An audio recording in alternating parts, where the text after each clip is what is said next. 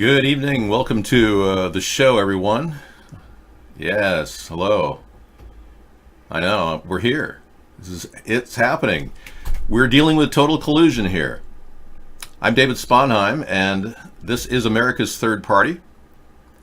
And we are going to be talking tonight about the outcome. Elizabeth Warren is, in fact, doing something, which is odd considering she's so guilty of fraud, having defrauded the American people when she got money to go to college. Well, it takes somebody who's defrauded the American people claiming she's Cherokee Indian to kick this whole process off, but yes, she's urging the House to begin the impeachment proceedings on the heels of the Mueller report. And I want to say thank you, at least for that. Thank you. All right. That's a good sign. Yeah, but now I'm not going to pick on her right now. I'm going to leave that for later because it is wrong to take affirmative action money and claim you're Cherokee. Clearly that was wrong. She should atone for her sins. I'm clearly more Native American than she is. Yeah, don't try calling here because we don't take threats from anybody, especially people who have threatened my life before. When you do that, you don't get to talk to me on the phone. We got a person who's threatened my life 25 times and made a lot of money doing it, and now he's trying to call me. It's ridiculous. Yeah, that's what we do during the pre-show. That and deal with spammers and attackers. In this video, I'm going over what is happening on DLive. Well, I'd love to know what's happening there too, but again, who cares? DLive scam, let's take a look. DLive. There's a lot of information that has come to light that many people think it's a scam. And I also wanted to show what all the content creators are doing with their money. All this massive amount of wealth they've accumulated in a short period of time on the DLive platform. Are they cashing out? Are they investing in it? Well, I'm going to show you all that coming up. Okay, this is some sort of a scam, and I'm not going to fall for it, so I'll put it in my lineup tonight. But I don't have the time to discuss some scam somebody's doing to get people online. We all remember what happened to BattleCam. Let's not forget what happened at BattleCam. I mean, what's happened at BattleCam is indicative of how all kinds of things can go wrong on the internet. But we're here to talk about some pretty tough subjects today, total collusion. If our government is under the complete control of the Russians right now, and if they indeed had worked with the American Zionists, which I believe they have, like Shabbat Leibovich in New York, which funneled a lot of money to Donald Trump from the Russian oligarchs, if this is really happening and this inner cabal is functioning in our government, then we're obligated as a third party to at least talk about it. I wouldn't even be running for office as a third-party candidate if I wasn't the person to address the tough issues. And I mean that. It's been a battle along the way, taking on conspiracy issues and having people call me names, but I really don't care. If I can't represent the alternative views of this country, who can? Thank you. But in the meantime, Warren is making the move, and if she can carry it forth, that might give her a chance to lead in this Democratic race. I am curious who's going to win it. It is one of those things that makes a lot of sense. Whoever wins it could have the presidency because they've got the numbers.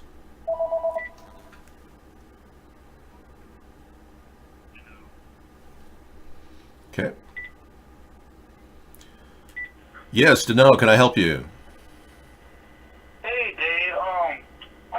Wanted to add something about the Mueller probe. Yeah. Mueller was a puppet the whole time. I agree. And he's just put there as a plant because he is a Republican, and he's found nothing on purpose. Right. Purposely. Yeah, he's a Republican who has sided with the Democrats, and this brings up the two-party collusion that's going on.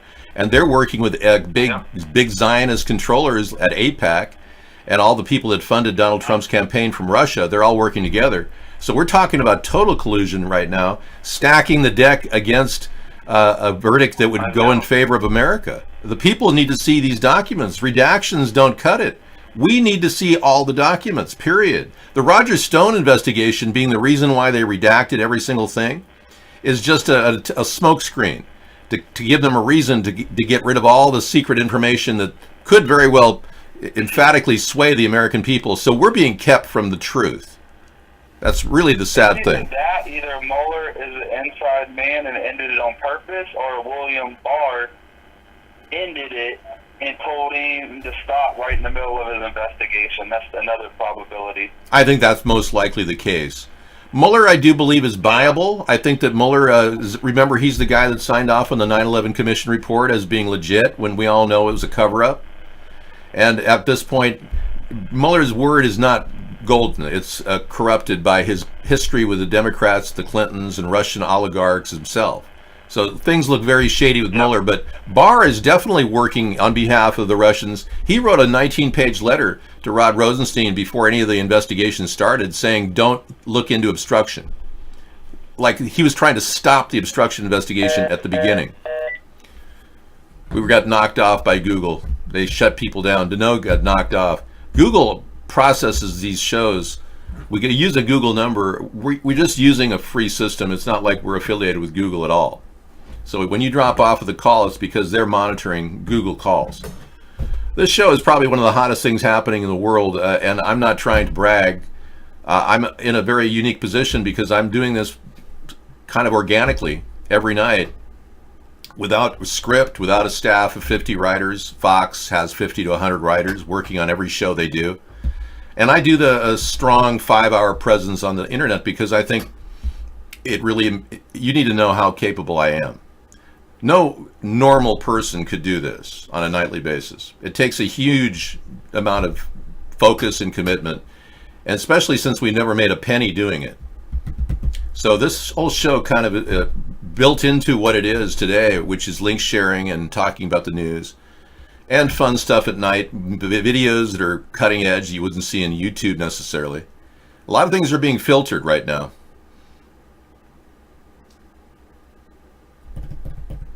There are Democrats running from impeachment. Okay. House Democrats are elected to impeach, despite learning of 10 instances of obstruction of justice in the special counsel's report. Wow. So they have 10 instances of obstruction based on their assessments. That's interesting. Robert Mueller's report reveals a stunning array of new allegations against Trump, but one thing remains the same. House Democrats are ducking any talk of impeachment, except for Elizabeth Warren. Okay, thank you for that link. We brought up a lot of things about Trump tonight, how Sarah Huckabee Sanders, we found, has been lying 7 times. The Mueller report caught her and Sean Spicer lying to the press. Yeah. From Comey to Trump Tower, the report documents, without even trying, how easily Trump's press secretaries lie for him. Yeah, if Mueller report is a testimony to just how big the difference is between unequivocally of a crime and an okay thing to do, and arguably it is, having your press people lie routinely and without apparent regret about important things is a pretty representative motive. No one would argue that what Spicer, or Sanders are documented doing here is criminally chargeable, but it is still bad for democracy. Well, yeah, lying for your boss is really a sad part of that job, which is pathetic. Now, she said that Donald Trump weighed in on the testimony Donald Trump Jr. said about the Moscow Tower meeting. Or excuse me, about at the meeting at the Trump Tower in New York. Different story. Thank you.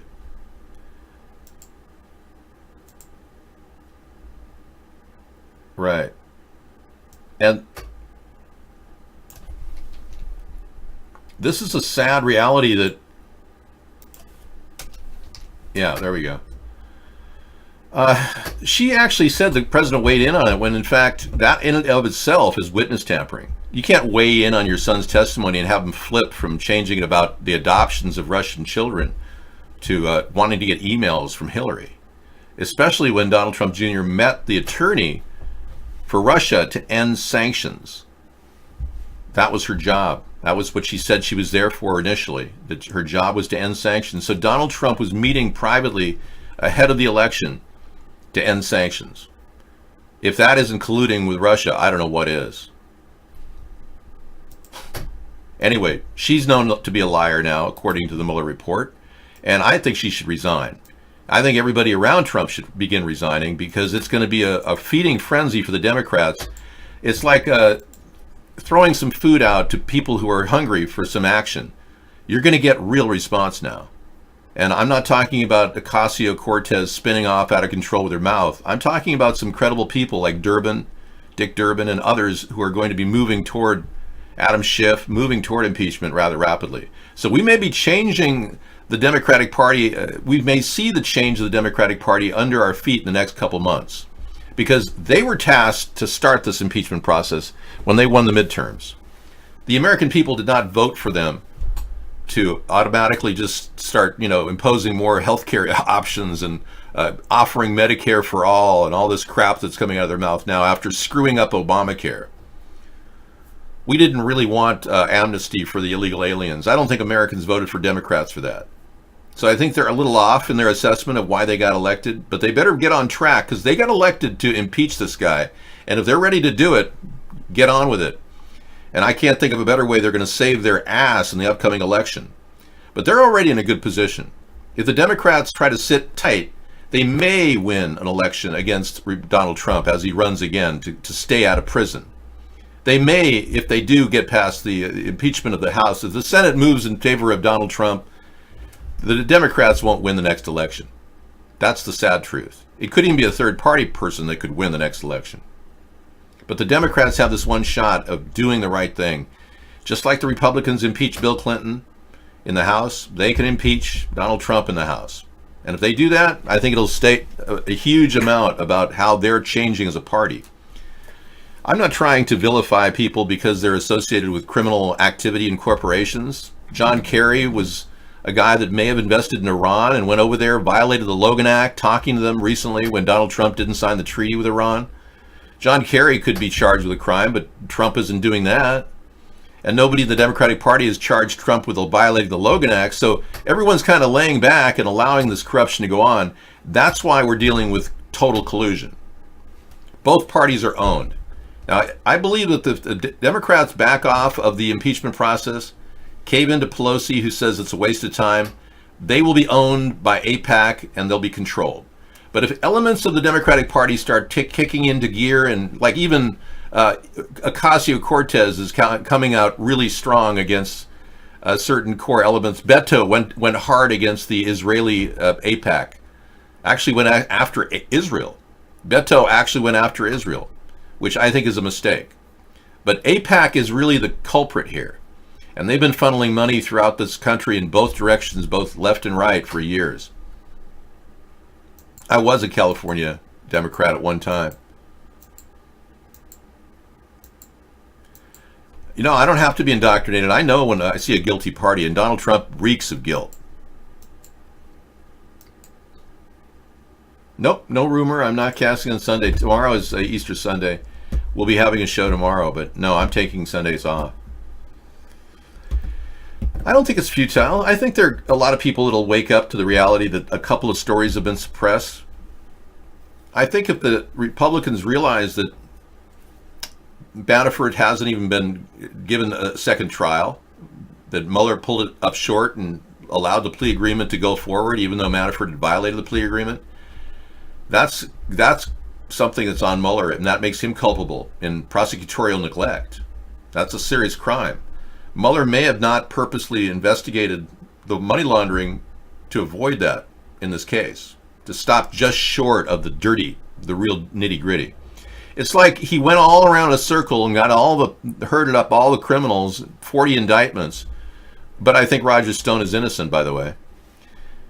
40 indictments, and I believe then just stopped short of the real nitty-gritty. He didn't get the 10 years of tax returns, which would have been the first thing I would have ordered as a special prosecutor. That's completely ridiculous.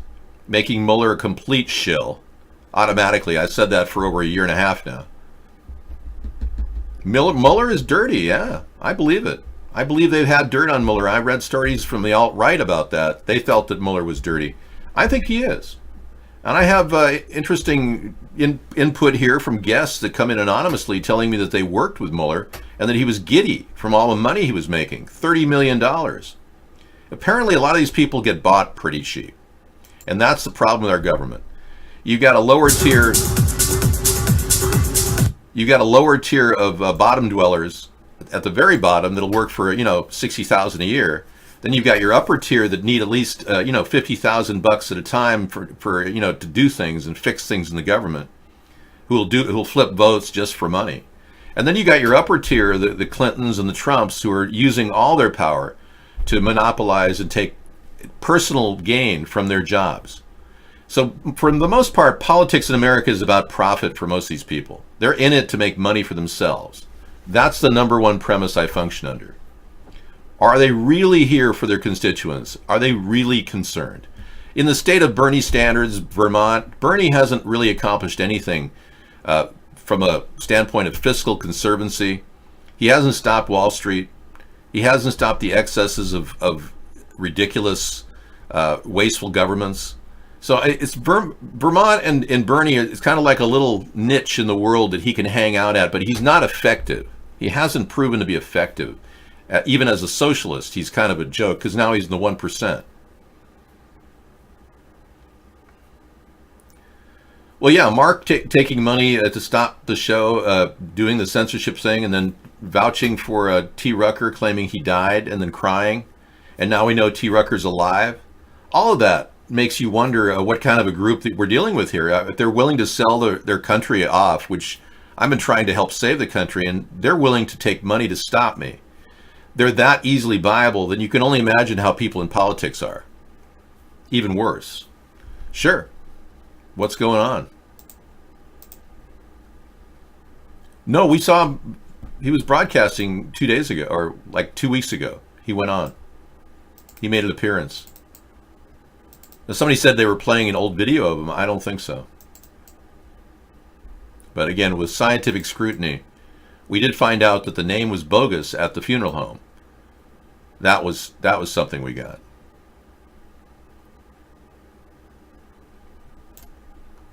So you want the guy? Here he is. This guy's called L.A. Turtle, and he represents the demographic in our room.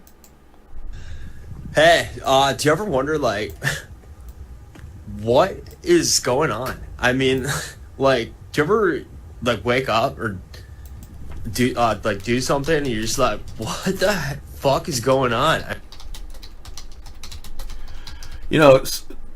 Yeah, that's exactly what is going on. Trump was sucking Russian money 20 years ago. He started his relationship with Shabbat Leibovich 20 years ago, and he met oligarchs then. That's how Trump floated through the subprime debacle. He had so much liquid cash. They said that he was buying houses with cash. I mean, bringing in suitcases of cash. If that isn't a sign of money laundering, I don't know what is. I mean, come on. You don't buy houses with, $4 or $5 million in a suitcase. Trump was doing that. That's simple. I mean, this is money laundering mob style 101. I mean, this is not some, gee, we better look harder into this to find out. This is right in our face. The day Trump's not president anymore, he'll be indicted. Not for Russia, but for all the sleazy deals for the Southern District of New York. That's true, Dino. Good point. We got knocked off when we were in the show. Yeah, they knocked us off the air. Google did. They didn't like talking about it.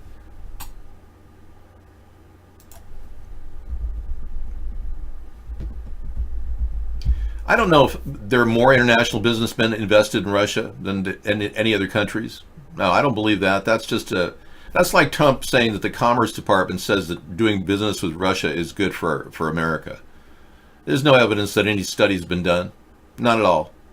And nor is there a number of international businessmen, unless you talk about a lot of people doing some major deals with, strip clubs and things like that, There's a big industry, a very big demand for ladies, beautiful ladies from Eastern Europe, you know what I'm talking about.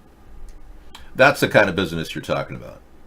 All right, so we're trying to clean up our country, not infest it with grossness, but what better way to be eco-friendly in the upcoming Environmental Day, Earth Day, than tomorrow, only one store is going to offer this amazing cannabis burger.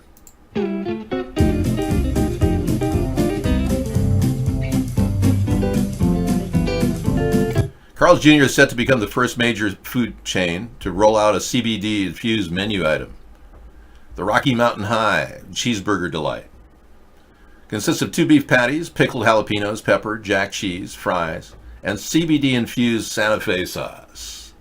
The burger will be available for $4.20 for 1 day at one location in Denver starting 6 a.m. on April 20th. That's going to be one heck of a mass of people there. That's kind of foolish to do it at one location at 1 day. I mean, that's ridiculous. What are they thinking? There's going to be mobs there of people that are just going to, it's pure genius, but not at one location. This should be rolled out at every location across the globe. We're talking about Mueller. Mueller's report looks bad for Obama. Well, that's good.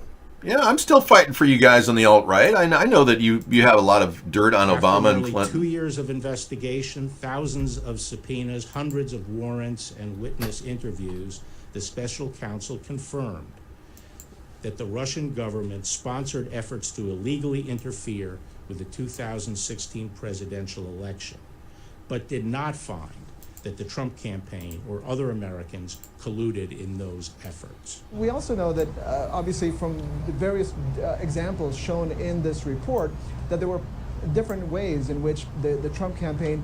Presidential election. It's kind of funny how that guy was sitting there, and he's stone-faced through the whole thing. Rod Rosenstein, it's like somebody intimidated him during the meeting. Just look at his face. You can put it there. Okay, just close in on that. I know it's very diverting to see my face, but he's kind of, let me imitate him a little bit.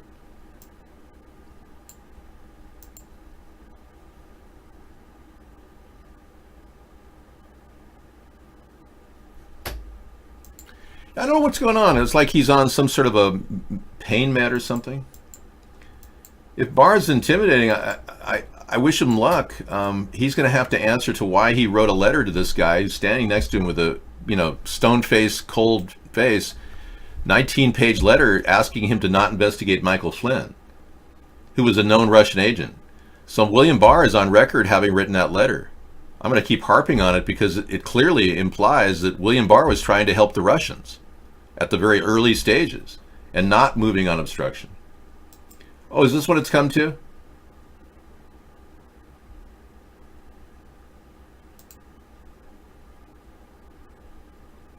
Yeah. All right. I think we got your message and your link. Thanks. But look at that. Isn't that amazing, his stone cold face of his?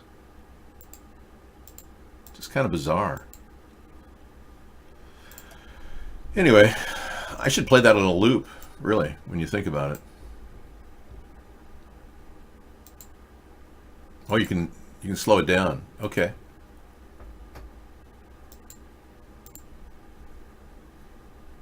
Let's go slow and zoom in on his face. See if there's any movement at all in his face.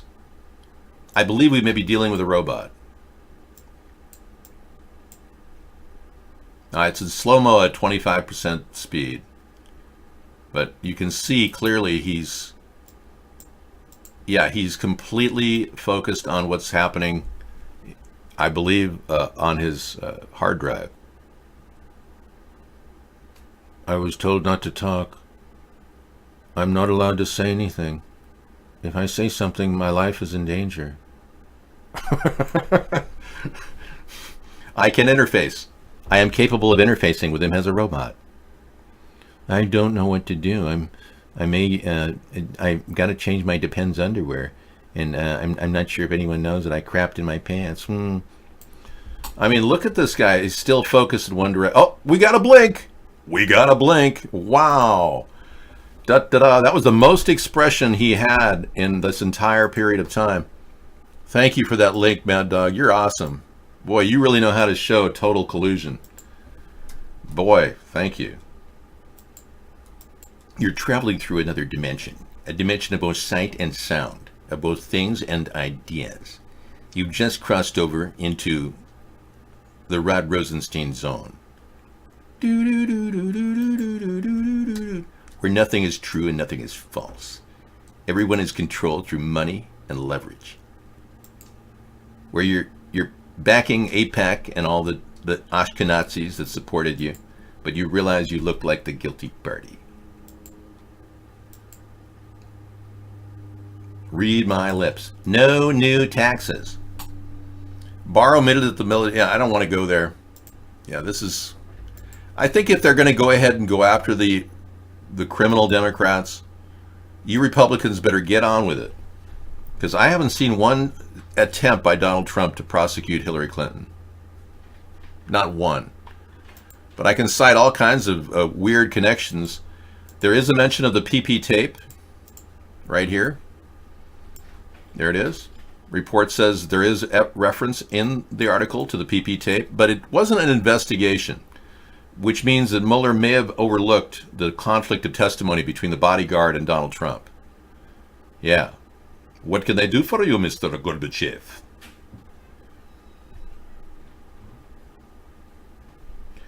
Well, you got that virus, too, that throat cancer virus that men are worried about. Yeah. HPV. What happened with Michael Douglas? Look at this tie. It is America. You must understand. We control Russia now. We have inside man working as puppet for Vladimir Putin. His name is Donald Trump. Secret agent number 1.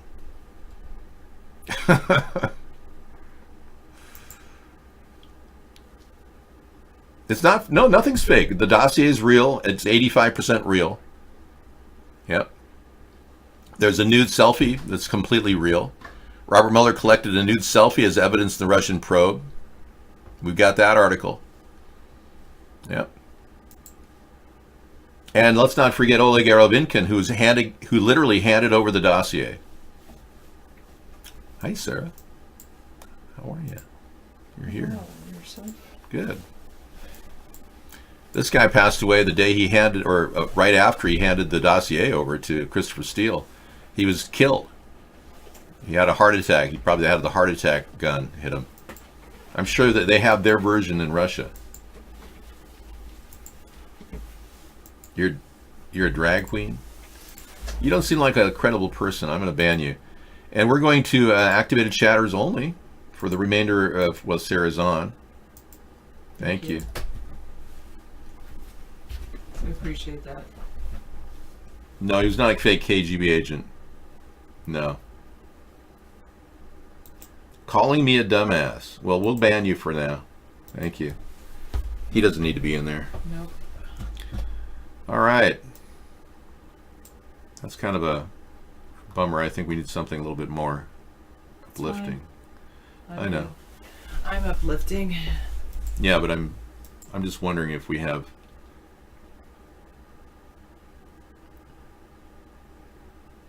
I did have a beautiful picture of the island with the water, and it was beautiful.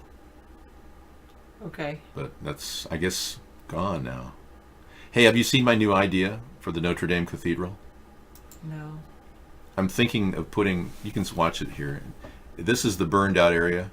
Okay. I'm thinking of putting a greenhouse, pitching a greenhouse over the top of it. Wouldn't that be cool? I call it the Notre Dame Cathedral. Just change the name. Make it the modern version. Anyway, just Did you move the screen or something? Yes, I did. Sorry. It's fine. I'm just looking for that leader. Okay, we're good. Thank you. See you later. Okay. That's a nice ruffle shirt. It's cute. Yeah, it is a. You wore this shirt under your tux when you got married. It's pretty roughly.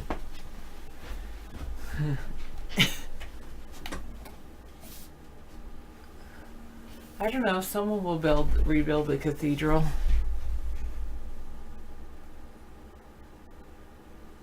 David does like greenhouses, which is good. I like greenhouses too. I like the idea of growing things. Even though actually growing things sometimes is more work. But an irrigation system helps. I was pushing the chair into the room like I was using a walker. Maybe. Well, I felt like I was using a walker. I just had to carry a big box of books.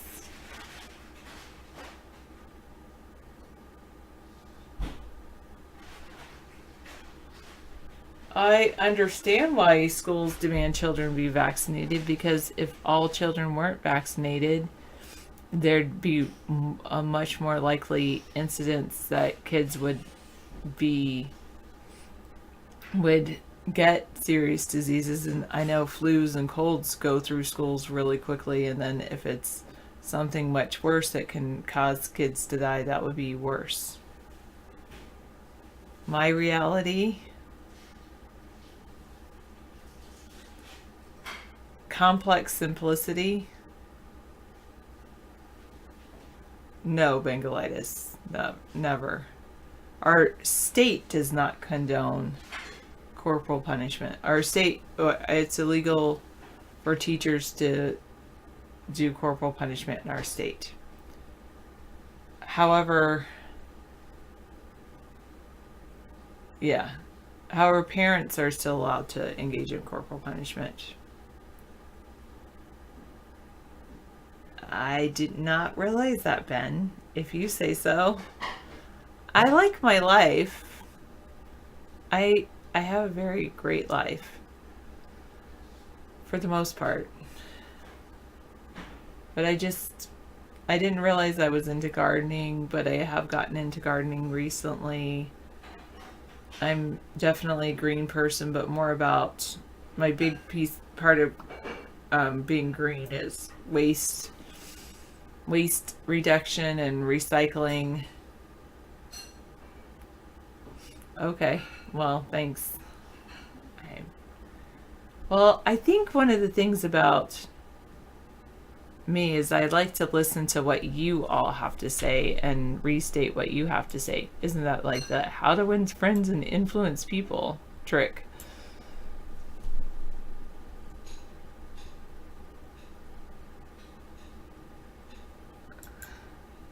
It's just one more way of reducing your liberty. Okay, I'll add this.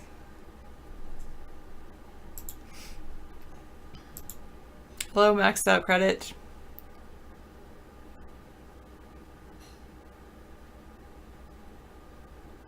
My life is totally fine, 689.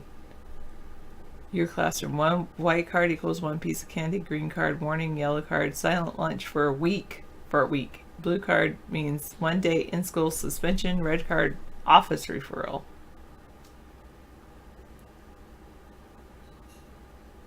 You do the whole card system. I was watching something last night, Danelle, that was, and a trip to the treasure box. I was watching something last night that you might like. It was on YouTube, and I can't remember because it's on my other computer, but it was about noisyclassroom.com, I think is what it was. And it was this British guy.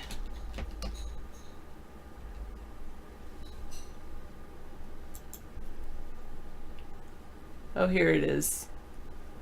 Rob Plevin. Yeah, I'm going to give you this link. Classroom management strategies to take control of noisy students. I watched like 4 or 5 of his videos last night. And I thought, actually, that's pretty good. And I actually implemented some of his ideas today,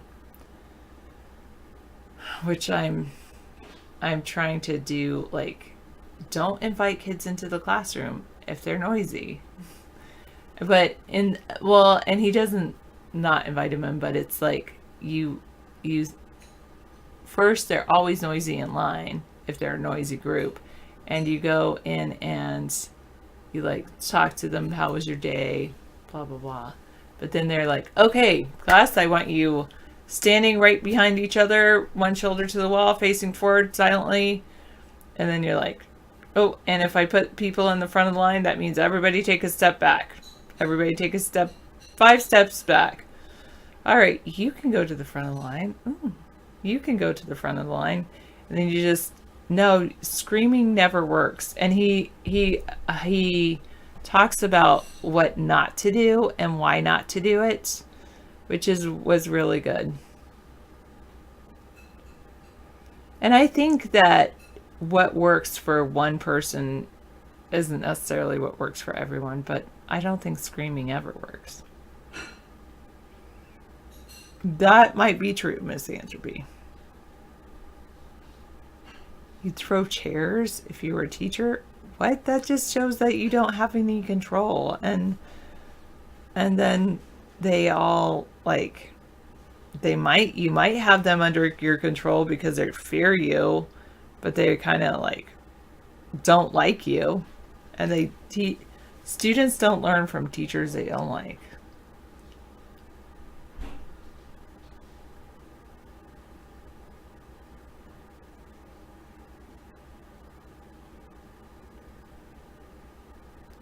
Maybe have you ever had they want to take a break in that area?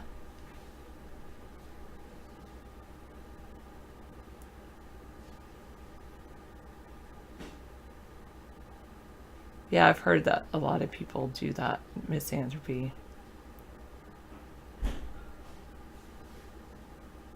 Yeah, but I live in a state where that's not legal, Ben. A schmetzel? What is that? I guess I have to look that up. I don't know what a schmetzel is for Passover. I think I've heard the term, but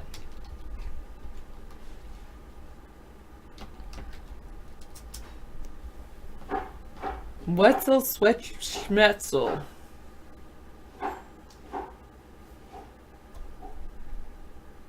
Spätzle? Cheese spätzle? Schmetzel? Maple roasted Brussels sprouts and sweet potatoes.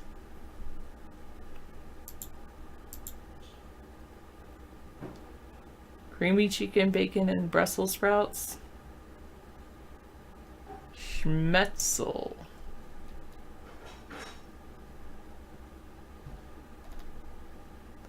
Like a pretzel? Salted pretzel? Is this some schmetzel?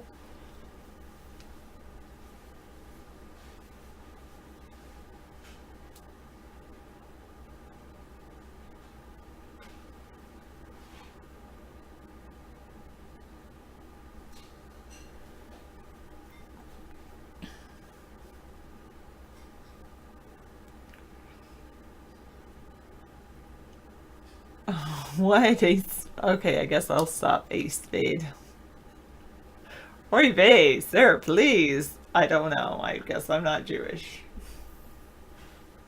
I don't even do the Passover thing, the Easter thing. I'm not even religious. Like, oh, is that going on? Okay, have fun. Happy Easter.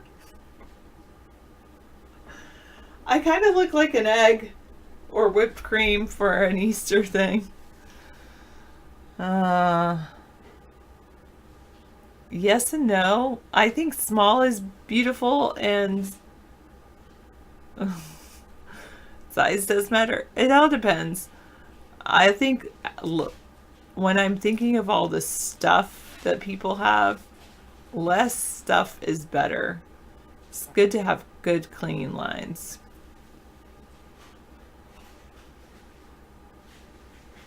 Yeah, I don't get into politics at all, Dano. Not at work. Oh God, the closest I get into politics is kids laughing at the name Donald Trump. It's like, Donald Trump. I'm like, oh God, please, just stop. Stop talking.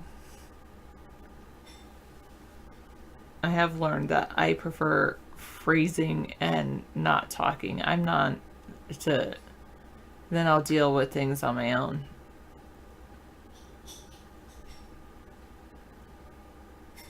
Well, yeah, you're dealing with, like, liberal teachers but you teach in a conservative area? Of course not. They're like 8. They don't understand any of that. They don't understand politics. Is that it? Oh, because he's like a cartoon. I get it now. All right. Maybe I can relax. No, I really can't.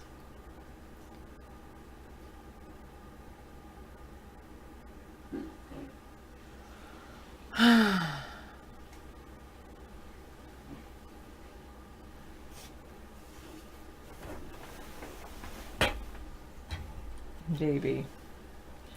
Anyway, but I'll relax when, I don't know. I am really relaxed for the most part.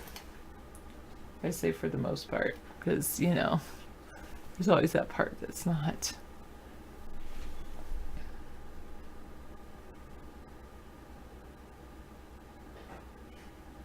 Yeah, we are legally required in our state to do the pledge every morning. I think that's a national thing, but I don't know. I know it's a state thing.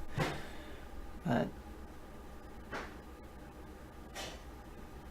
we are required to have the pledge said, but students are not required to stand for it.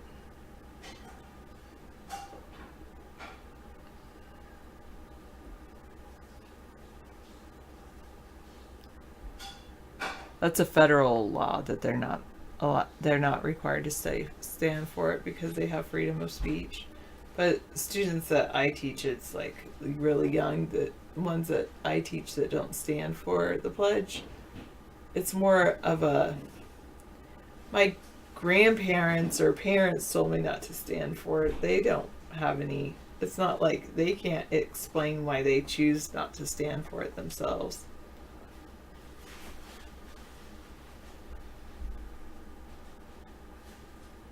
That's pretty cool.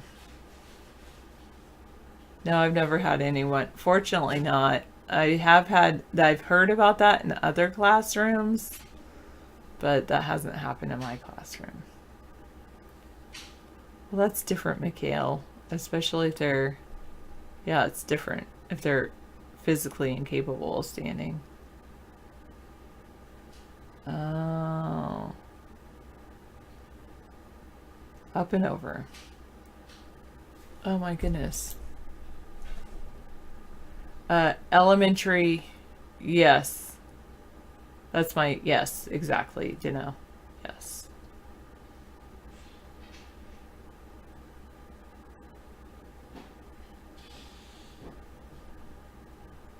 Have you tried iVlog, Ping?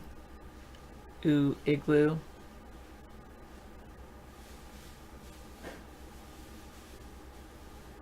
Or Periscope?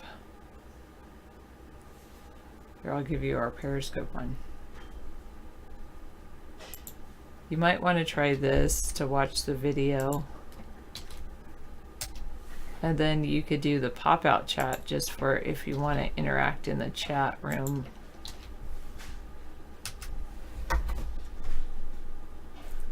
There are only a very few people that I hate.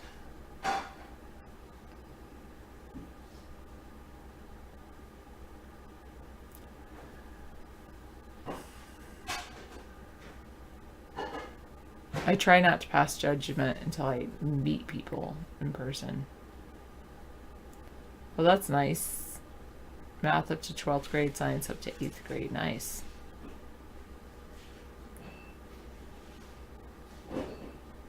I'm not mad at you, Misanthropy. I'm sorry for whatever I said or didn't say, Misanthropy. I'm sorry I didn't give you enough attention. Don't go! Please don't go. Don't go. Don't go away. I'm mad at maxed out credit too. Well, you just put hi, Sarah, and I said hi back, but you didn't hear me. Hello, maxed out credit.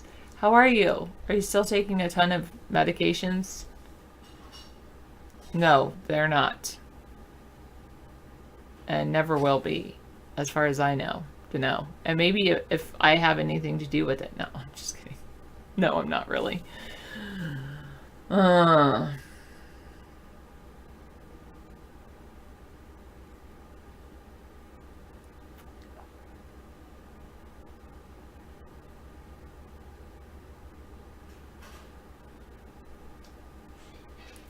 Oh, Meta Nemesis, you're able to watch us on your phone. Oh, you're doing your taxes? I look like I'm in an Easter chocolate mood. That's true, I did have a couple pieces of dark chocolate. Oh no, David's gonna say it's like something about my no.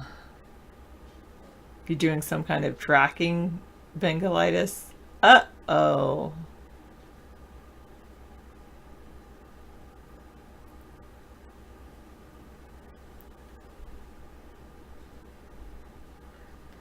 Every step you take, every move you make, every step you take, they'll be watching you. Oh, can't you see? The NSA is everywhere.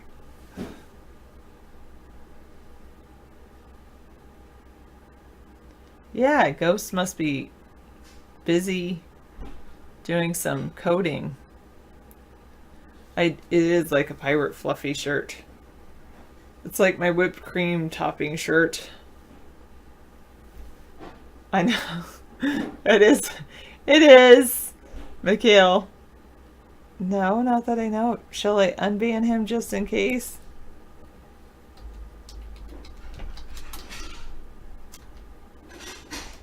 I would never do that.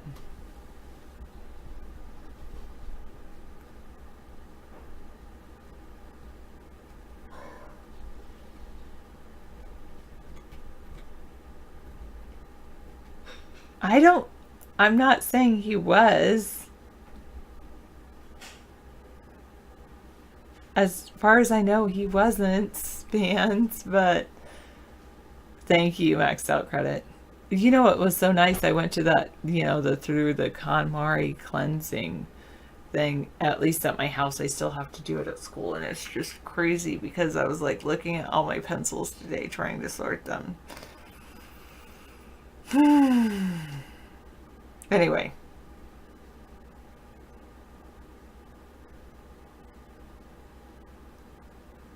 But long story short, I kept all the clothes that I really like.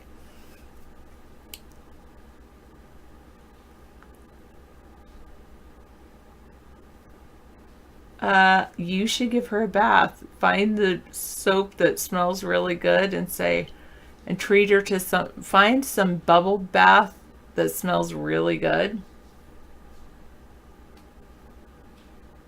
And get a loofah sponge and tell her you want to treat her to like a spa-like experience.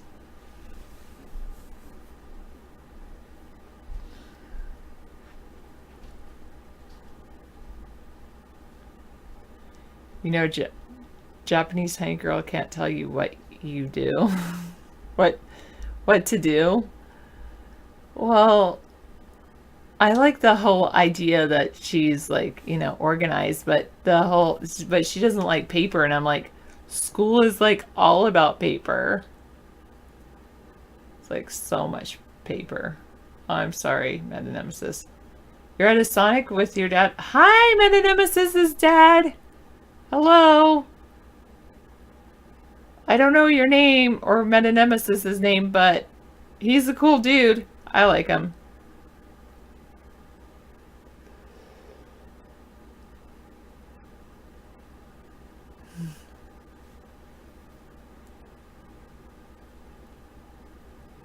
Misanthropy, I take it he's already in a relationship with her if he's asking that question, so then it wouldn't be harassment.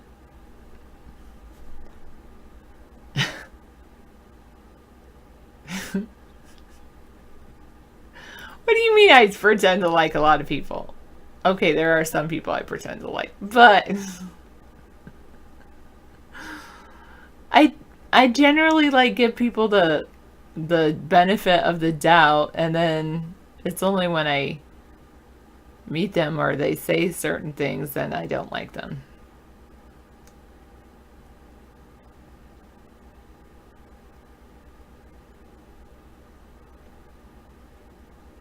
Oh, you didn't even see me waving to your dad or saying hi, Meta Nemesis.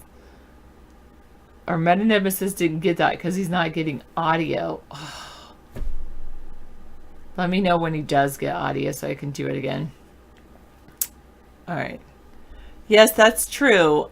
She does say that her cleansing process takes like 6 months. And like I was all gung-ho because it took me like, well, and I admit that it was my stuff, not my entire house, and my portion of the house is small. But she says it takes like for a whole house 6 months, and I have to like realize that, especially at my work school, it's gonna take a lot longer because the other thing is I have to like teach. I can't just like organize all day. Life is going really well. So over spring break, I did this KonMari cleaning. She has this book called The Magic of Tidying Up. And my friend, who's a teacher who passed away, one of the last things she told me was about this book she read and how, like, as she's getting toward the end of her life, she was reading this book about how it's like you take each thing and if it sparks joy, it's like, yes, it's so nice to see you, and you keep it. And if it doesn't, you pick it up but it doesn't spark joy, you're like, thank you for your time with me, and then you donate it or throw it away. A lot of it's elimination. And then I'm reading this other book that it is about, like, called The 4-Hour Work Week, which is okay, but it would be good for people maybe who are making more money. I don't know. Anyway. Oh yeah, if you're on spring break this week, I think her book, and she has a Netflix show, it totally changed my whole life over spring break. It was very cool. I definitely highly recommend it. Yeah, people have too much stuff, and then it's like not bringing that stuff into your life in the first place. And I listen to the audiobook, and I know I should read, and I tell my students to read, but I end up just listening to audiobooks.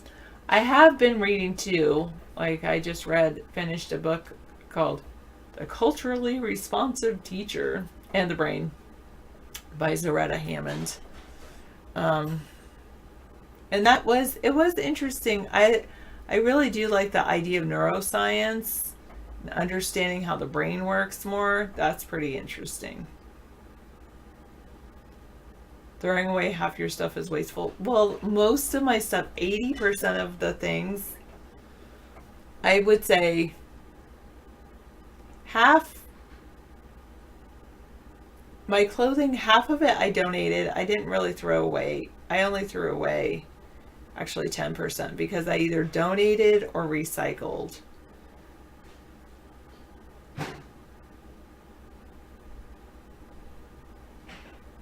Students, I would never say that, Mikhail. I wouldn't even say that. I would say, hey, none of us are born smart. It is all about perseverance and trying and not giving up. That's what smart people do.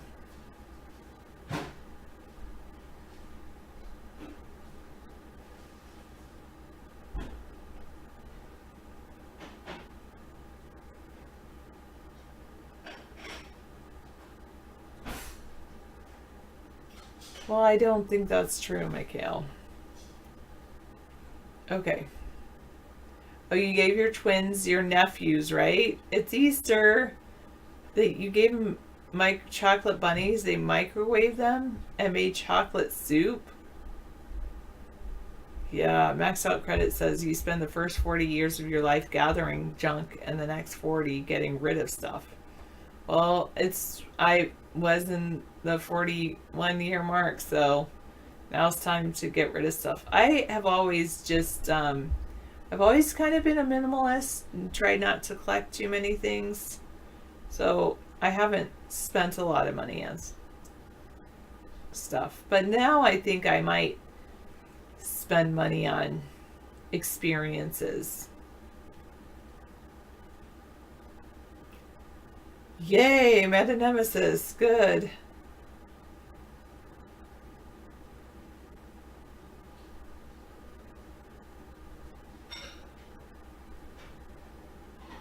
David showed you what? A chocolate dead man in a casket. What?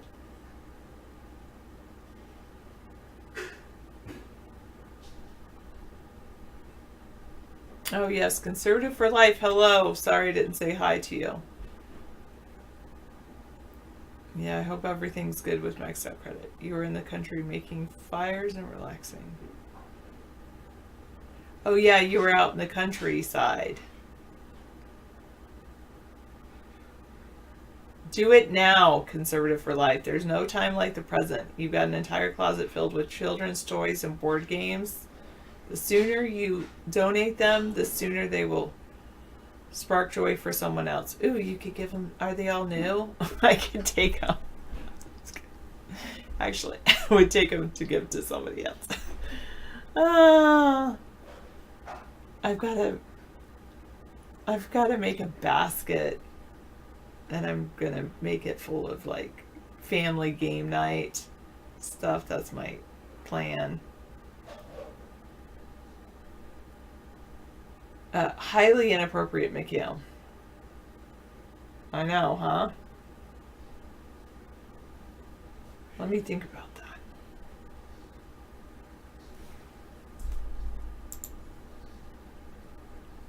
It's funny, I don't type, so then my computer keeps, there's some kind of sleep thing going on. I'm looking very nice tonight because I'm trying to look nice every night.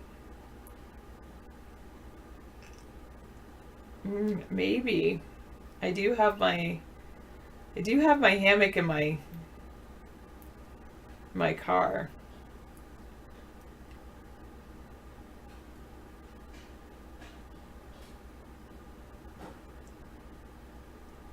Do you know how many decisions a teacher makes? Mikhail, obviously not.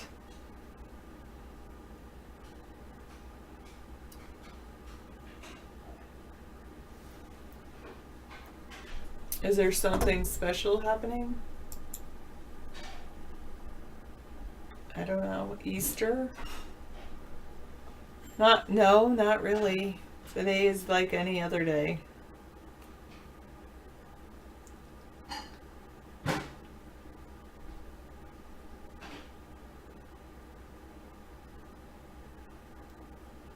As a teacher, do I ever worry if I did the right thing when teaching?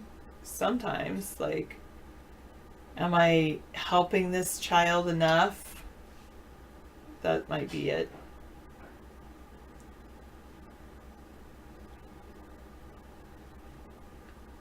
I never did that, chicken. I did think about it. I did say if I were if I needed that, I would have considered it at one point, but fortunately, I've never been in that situation.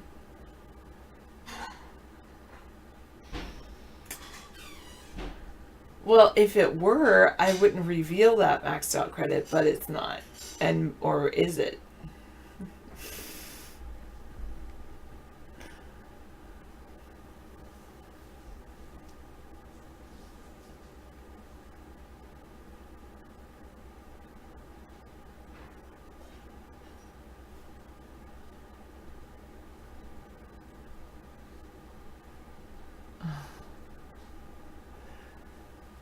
I know, I have to do that though, to protect David. Maybe.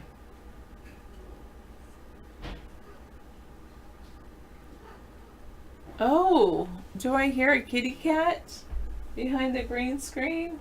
Hello, Amber. Hi. I didn't even know you were back there. How are you, sleepyhead? You want to come say hi to everybody on the screen? Come on over. They want to say hi to you, you sleepyhead. Oh, come on. Here's a kitty cat. Isn't she adorable? It's like, I want to get down. I want to be up here, especially after being asleep. Does Amber ever wish she had a friend? Sometimes. She has a friend in the backyard sometimes. I mean, he comes up to the door and she's like, "Whoa. There's actually other cats in the world." Yeah, David would love avocados, but he always gets himself avocados out all the time. I like to get something special for a birthday. Oh. Or I did get him something special for his birthday. You never know. Am I celebrating Easter or am I celebrating something else? Tomorrow is 420. Yeah, he actually has avocado trees growing in his backyard. I don't know if they made it through the winter, but he had a whole bunch, and because he eats so many avocados and he just puts the pits in the compost, and like then we just rolled out the compost and he had like 5 or 6 just avocado trees growing. No, they're all dead now. No, I never did that. Oh, they're all dead. They didn't make it through the winter, David said. They didn't make it through the winter. I wish. Had a cold winter. Very cold. Is that better, Gunther? The cooking show is on Thursday.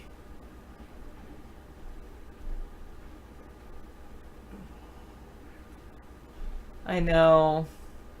You could hear David feeling bad for the avocado trees. Yeah, I could bring them in the house. Conservative for life. If avocados didn't exist, you would be dead. The guac here in Texas is amazing.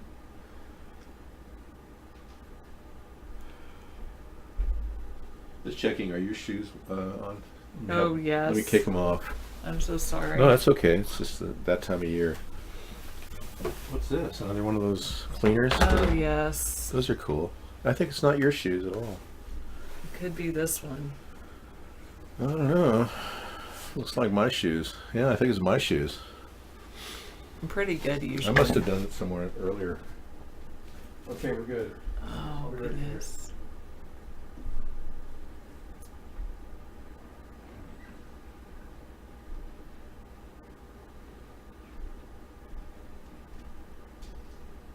You thought David was 58 since you first met him?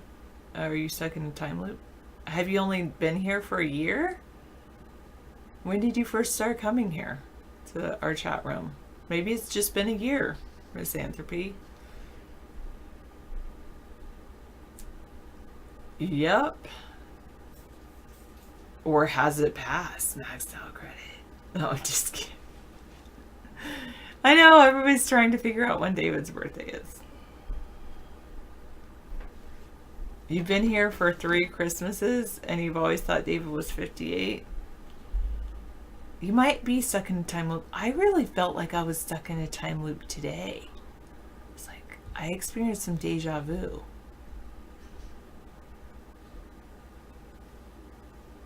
Truly.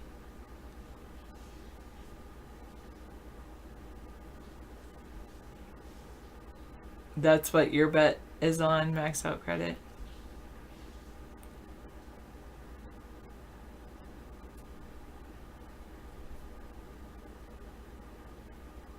Huh. Okay, good night, Misanthropy. Oh, wait. Or you're going to leave because you thought David was 58. Now that he's finally no longer going to be 58, you're leaving for... No. Good night, Misanthropy. Have fun on your date. Or enjoy your sleep, whatever it is.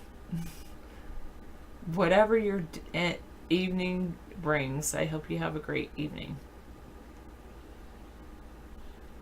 David, yeah, while David's almost 60, he looks young, like 46. It's pretty amazing. He discovered the fountain of youth. No, I don't think he's going to share it with you. I'm sorry. Oh, out in the country, you have a fireplace and you made a fire in it. The fireplace. Maxed out credit. That's good. You'll be 47 when your wife is 60. She's 13 years older than you. But your wife doesn't look her age. Nice. For some reason, I thought you married someone younger than you. Wow, that's cool. And you don't, in the city or wherever you live now, you don't have a fireplace.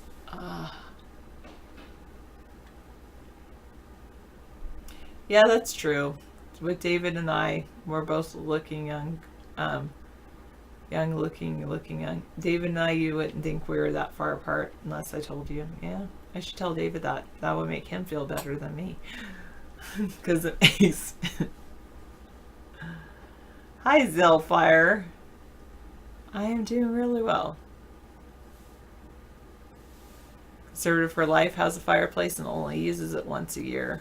Oh, not allowed to have fireplace in Montreal. Well, I know David's gonna live to be 150. He might outlive me. I don't know how long I'll live. 3 years they banned fireplaces in Montreal. Well. Oh. I decided, I have learned a little bit from that book about the 4-hour work week. It's like that life is that you should live the life that you want now rather than waiting for deferring till you think you can afford it. I have a life expectancy test. Is it something I have to download or can I just do it on the computer? So if I can do it on the computer, I'll do it later when I come back. Oh, cool. That looks good. Yeah, I can do it on the computer. That'll be fun. I will do this I'll leave that there for you. when I come back because David's here, so I'm going to give the show over to him. Your dinner's ready. I made you a fish taco and a salmon and Thank you. Brussels sprouts.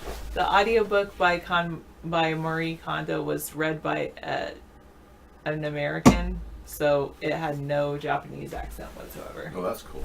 That's good. It's easier to In fact, I didn't realize like she just spoke mostly Japanese until I watched her show. really? Yeah, Because I thought it was her reading it. The and it's not voiceover her artist was reading it. really winning you over. Probably a really good voiceover artist. I was a good voiceover artist, that's true. Yeah. All right. Yeah, we saw a couple of videos earlier that in the pre-show that would be monetized on the show here, but we can't play them now. But really good voiceover. We're dubbing a young, beautiful woman talking about things in a sarcastic way. It really, they're concerned about the Article 13 in. It's something that is happening in Europe. They're trying to impose a new rule that everything on the internet will be filtered. Yeah. So they're creating intranets in Europe, and they're saying that they're following what we're doing with net neutrality. And I think the American people never signed on this. We never signed on to net neutrality. That was slipped in with this Ajit Pai doing his own thing, and Trump just ignoring it and supporting the 5G network. So I'm a little concerned that there's a bandwidth allocated when we shifted from analog to digital that they never turned into open bandwidth for our cell phones. Yet they're putting a 5G network in? I don't understand. I mean, we've got massive bandwidth in an area that we used to occupy analog TV channels, 1 through 12, or no, 1 through 13. And then UHF, and now they got rid of that in America too. So why are they not giving that bandwidth over to 4G? Why are we boosting to 5G? Makes no sense. And it does look like they could be weaponizing these things. Yeah. Hello, I'm from the Australian. This is the one, right? Here it is. I'll play it for you. Government. Do you have something to hide? Nah, just kidding. We're not some fascist regime. Seriously though, do you? Unfortunately, encryption makes it hard for us to spy on you these days. So just to make sure, we're introducing yet another law to expand the surveillance state. I'm sorry I exceeded 23 seconds, so I can only play that much without being monetized and violated on YouTube. But yeah, it does a really good job of clarifying how screwed up the system is now. And with Ajit Pai making that arbitrary decision that 5 people voted 3-2, and these people weren't even elected officials, have decided the future of the internet around the world because they're following suit with America and ending net neutrality. Duh. Yeah, Indian fascist, I know. Well, unfortunately, we can't control who's been stuck in the New World Order puppet position at any one administration level. If it was Obama's appointee or Trump's or George W. Bush, they were all working for the New World Order. And now Trump is clearly doing the bidding of the New World Order, even hiding his connections to the New World Order and the Russian oligarchs. Really sad the way our country's devolved into this worst possible case scenario. The greediest guy in the country becomes the president. Yeah. Nice. And then we've got Gina Haspel, our current CIA director, with all kinds of atrocious things on her record of hiding information about waterboarding people, extracting a confession out of some poor chap who was waterboarded 68 times in order to find out maybe a cousin of his worked on 9/11. I mean, it's ridiculous. And she was heckled recently in front of a large audience. Let's play it.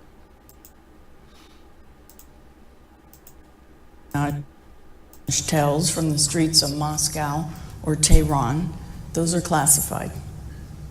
But I can say something about CIA's unique mission and the spirit of sacrifice embodied by our officers day in and day out. It's hard to believe that I'll be celebrating my 1-year anniversary as director of CIA next month. And I can tell you that it's been everything I've expected and so much more. I may be a 34-year veteran of the agency, but it still seems like yesterday when I stepped across the iconic seal in our headquarters lobby for the first time. I still remember the thrill of being sworn in as an officer. I mean, can you imagine? That's like worse than Neil Armstrong's after he allegedly landed on the moon. He's about the same affect. Is she on Valium? Raising my hand and reciting the oath to protect our country and our Constitution. You remember the thrill of the CIA black site that you tortured people in? And the evidence that you destroyed?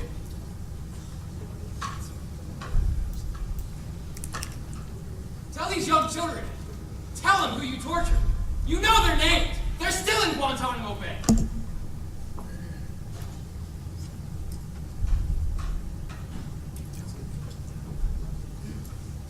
You're a decrepit human being, and the only people you should be talking to is a prison guard in a jail cell.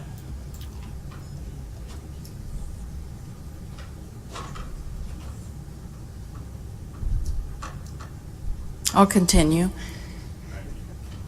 When I first came to CIA as a Yeah, she's really a man. Talk about an old shoe that you keep around because you can't stand, getting rid of something because it just sits in the closet, right? You never use it. She's kind of like that old shoe. Yeah. Her teleprompter sucks. I think the person heckling was kind of good. John Yoo he's the architect of the Guantanamo Bay situation. And he's now speaking out about all kinds of things. He's making comments about all the justifications here in stopping any obstruction case. He's also justifying the use. He's actually saying that the Attorney General, this guy, William Barr, who was stuck in position as a shill for Donald Trump to rig the vote on obstruction. He's telling us that William Barr has the authority to actually change federal judge opinions about Guantanamo or about anybody, illegal aliens at the border. They now will be forced to come in, but according to John Yoo, the Attorney General can override it and stick them right back out there and leave them with nothing. Yeah, kind of amazing because the federal law is specific in the 15th Amendment, and all the comprehension of the 15th Amendment has headed toward giving people at least basic health care, food, and a place to sleep, I guess. We have to at least abide by Geneva Convention law. But, John Yoo, he doesn't care about Geneva Convention law. San Francisco sees brownout amid spike in public pooping. Yeah.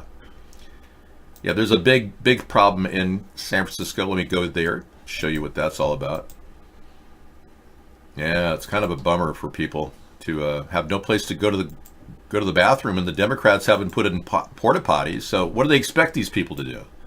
The Democrats are mismanaging most of our sanctuary cities as it is, and then Donald Trump threatens to stick people there.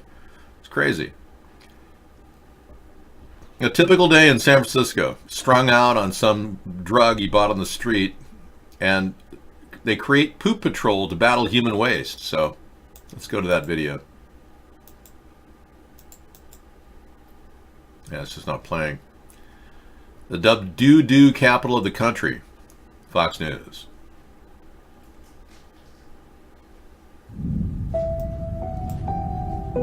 City of San Francisco has launched a new program called Poop Patrol, which is aimed at targeting neighborhoods looking for human waste. The city's 311 service has received nearly 14,600 calls about piles of poop, human waste, and dog feces since the beginning of the year. There's Department of Public Works Director Mohammed Nuru said the city will spend about $750,000 to search for and clean up human waste. Wow. You know, that money would have been better spent on public toilets. New Mayor London Breed said the amount of feces scattered on the streets of the wealthy city in recent months is among the worst she's ever seen. Oh, okay. Mayor, her name is London Breed. Wow. London Breed, that's a strange name.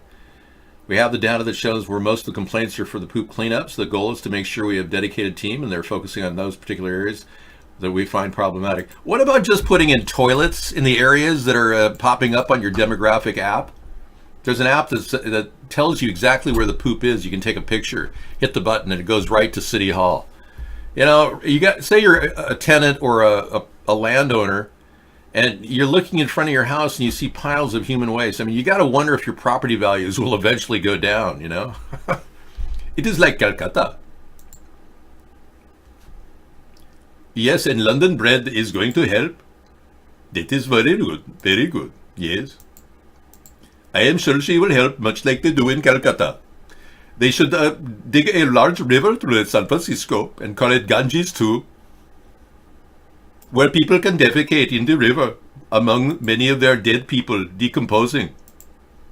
Yes. Coachella is still going on. Wow, it's going to be a live stream tonight. We're going to give you a little bit of that tonight and tomorrow night. It's the second week of Coachella. I hope it's going to get better because it has been kind of on the downside. I don't mean on the down low. I mean on the downside. The constancy of the never-ending beat has caused a lot of people to develop, boredom. Yeah, there's something wrong with the never-ending techno beat. It just doesn't do it for people, you know. It's like, yeah, I just really enjoyed the beat, you know. It's so good. Only 2 Coachella streams this weekend. Okay, chat room, thank you. Yeah, the Snap Crap is the app that Dark Engine is giving us links to. Thank you, Dark Engine. Yeah, Max is here. He's the benefactor of this month's ProCam donation that he made. There he is. You're looking spiffy, Max.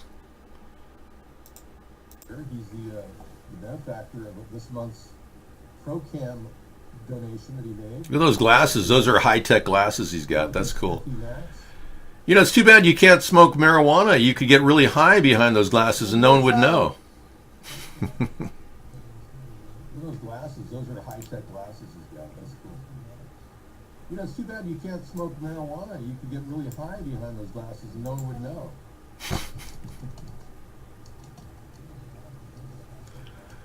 All right, we're going to say hello to him. And Scissor Fight has a link from 153 News. Let's take a look at that.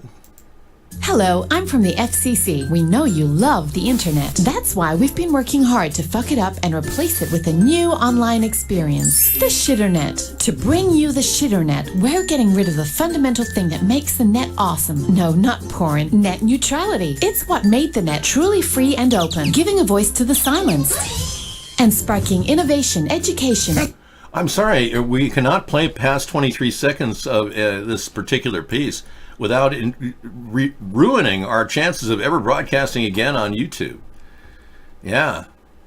As you know, any type of truthful or honest video describing the imminent fate of all of us on the internet will be banned on YouTube.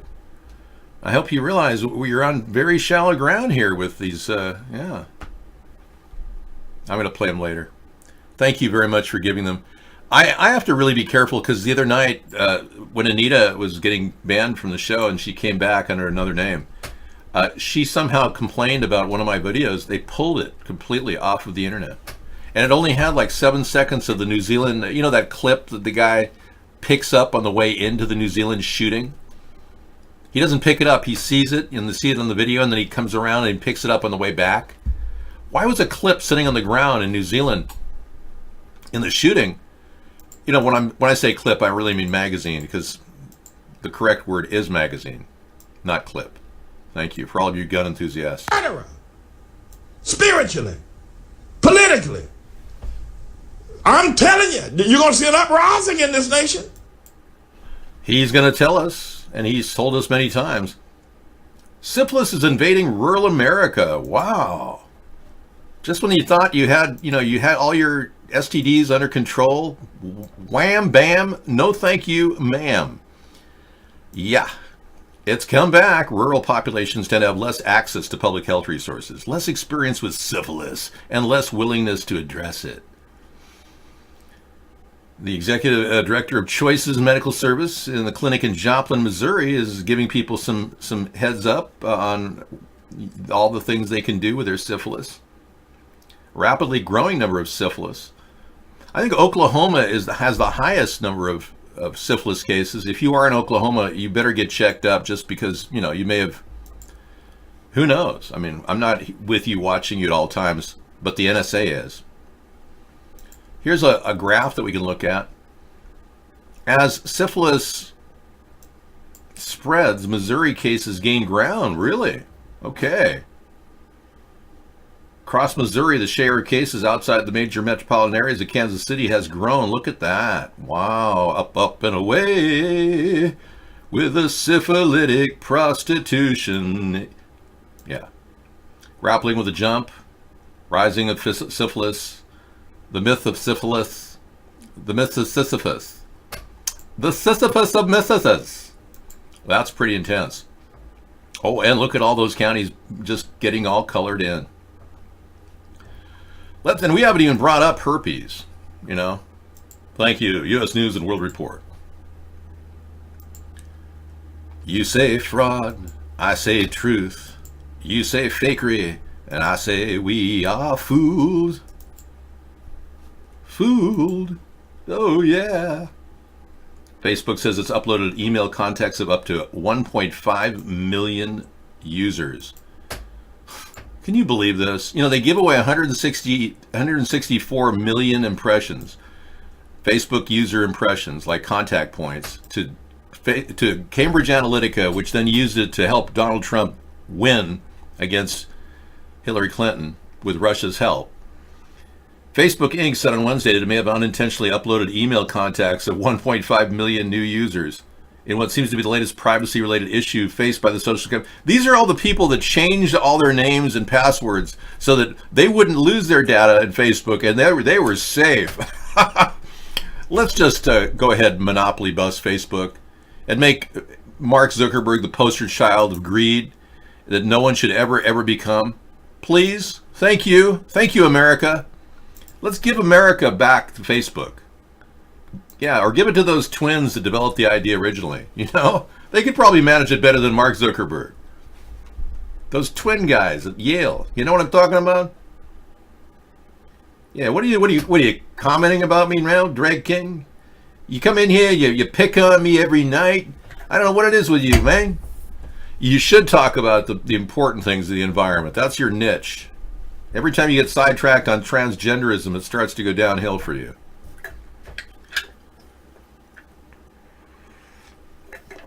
Yeah, Facebook was saving Instagram passwords in plain text format. Whoa, guess what? 743, thanks. Thanks for the credible reality check. Say hello to my little Dave. Yeah, I hear ya. Now this is really weird. Police are taking roadside samples, blood samples, to catch impaired drivers. Can you believe this? Since when are these police officers able to draw blood? Are they trained healthcare professionals? This is just such BS, I can't even tell you. Talk about freedom being denied. Okay, we're here with your needles. We're going to completely extract blood from you in the past. Are any of you drunk too? Okay, we're going to need to get your blood samples too, because you may have contributed to a reckless driving episode. We may be using your DNA as well. They're doing it in Montreal to test for pot. My goodness. You know something? In Canada, you can go to jail for 10 years for driving under the influence of marijuana. Isn't that correct? Yeah, Justice NWO, New World Order Trudeau, made this rule that it's over the top. It's like people will go to jail for this. How do you legalize pot and have a 10-year prison sentence for driving under the influence? What kind of an idiot is Trudeau? Well, we should get a soundbite. We rarely hear him talk. 2 waves, U.S. chemtrail flu season is now the longest in a decade. So the chemtrails weaken our immune system, and we get sicker and sicker. Wow. Yeah.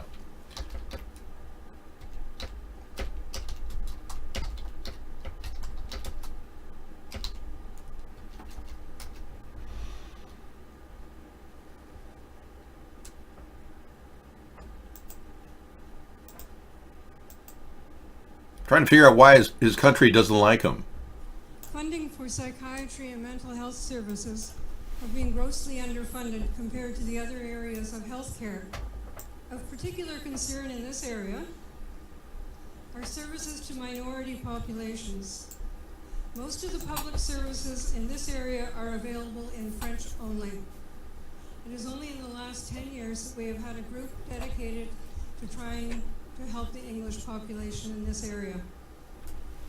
I would really appreciate your comments on this subject. Merci. Thank you. Si vous permettez, je vais répondre en français pour que tout le monde puisse entendre. Mais merci de votre utilisation de nos 2 langues officielles au pays. Mais on est au Québec, donc je vais répondre en français. Okay, thanks. I just got a sample of what he's like. Okay, the 2 waves of U.S. flu season is now the longest in a decade. These people are all suffering from flu. No, this is just a commercial.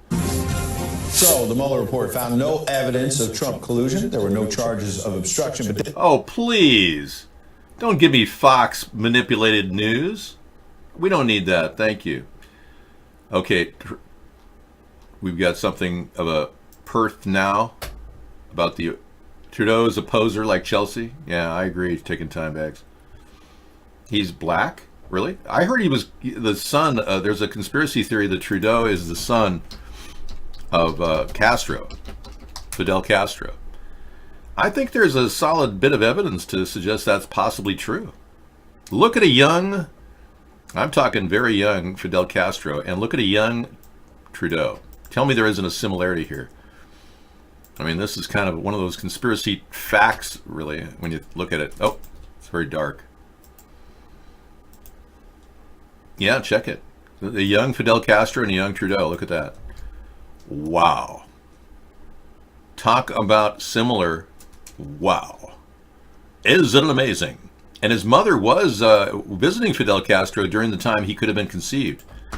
That's a fact, Jack. Beam weapons are coming. Well, I'm still researching this stuff on the virus. 3 months ago, this flu season was shaping up to be short and mild in the U.S., but a surprising second viral wave has made it the longest in the 10 years.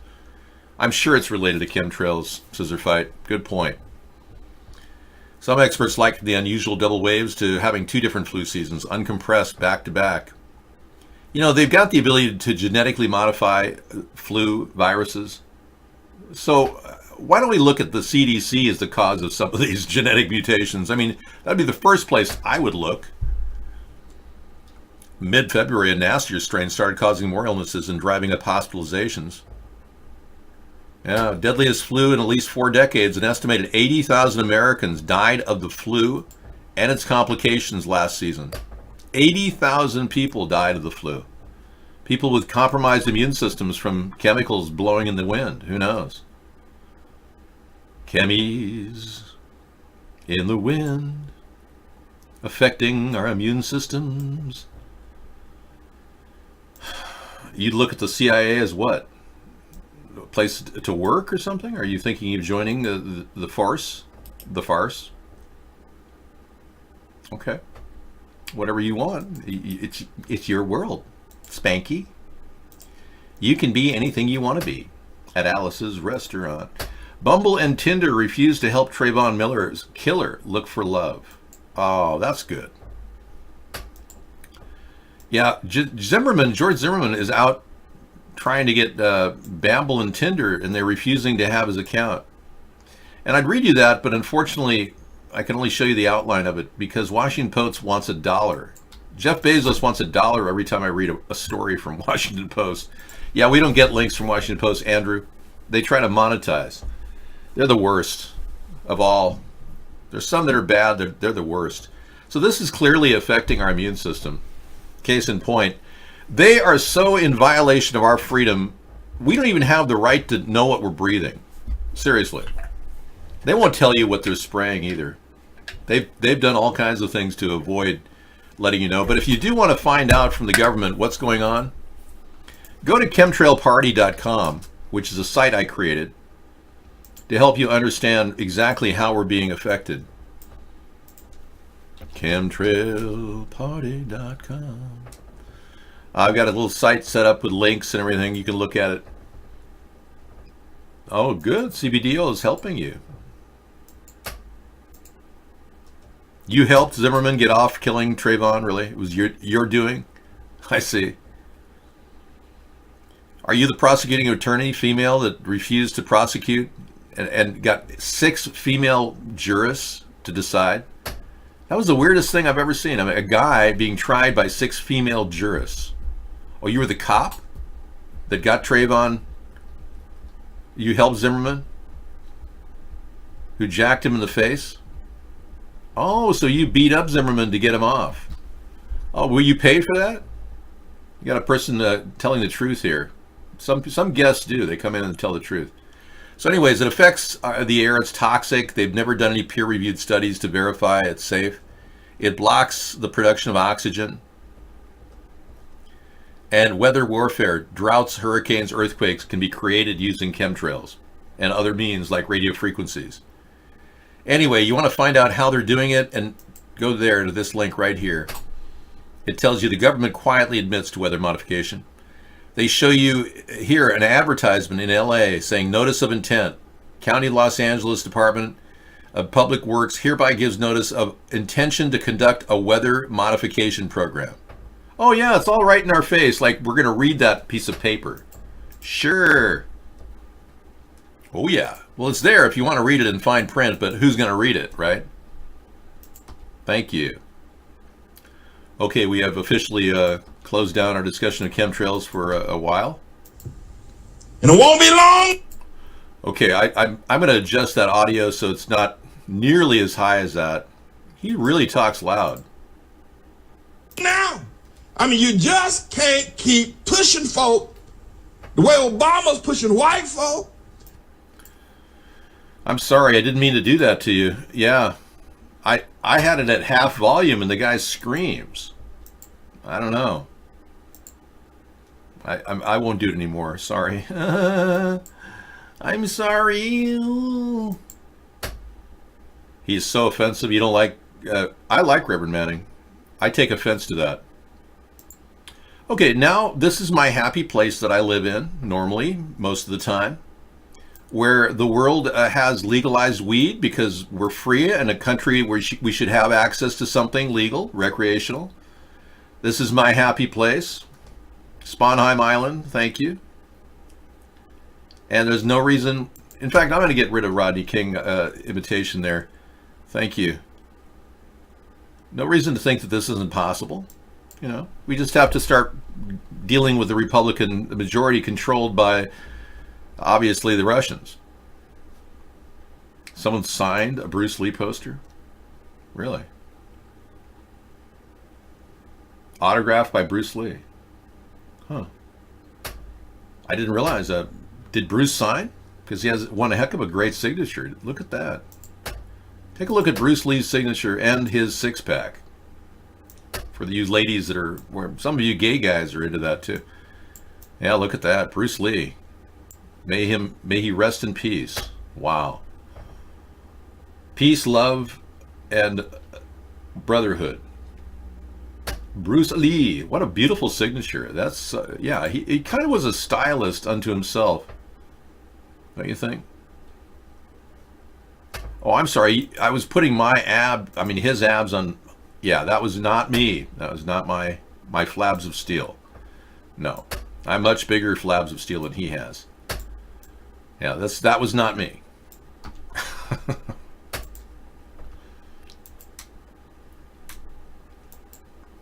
Not even Bengalitis is attracted to him, really?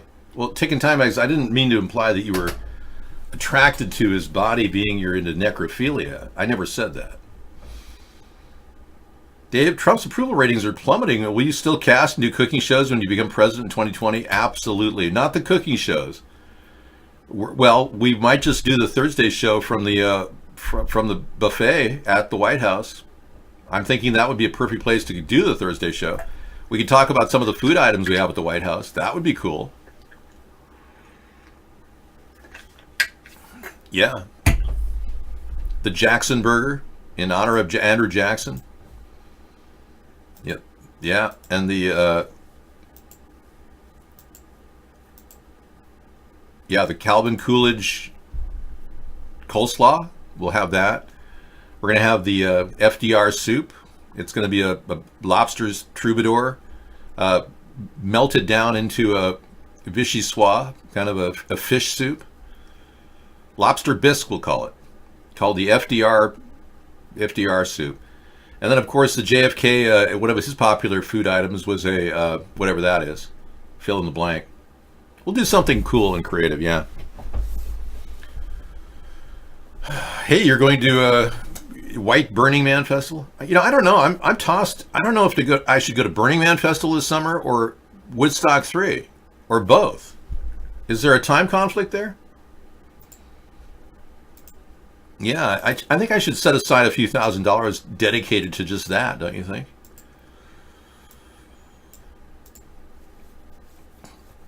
Oh, Steak and Ale used to make good lobster bisque. Well, I'll be getting a recipe from some of the best restaurants in the world. Lobster bisque recipe. I myself have never made it because it's always such a great ingredient. You never get enough lobster. And when you do get lobster, you just want to eat it. So you don't have it sitting around going, yeah, I think I'll make some extra bisque with this lobster soup.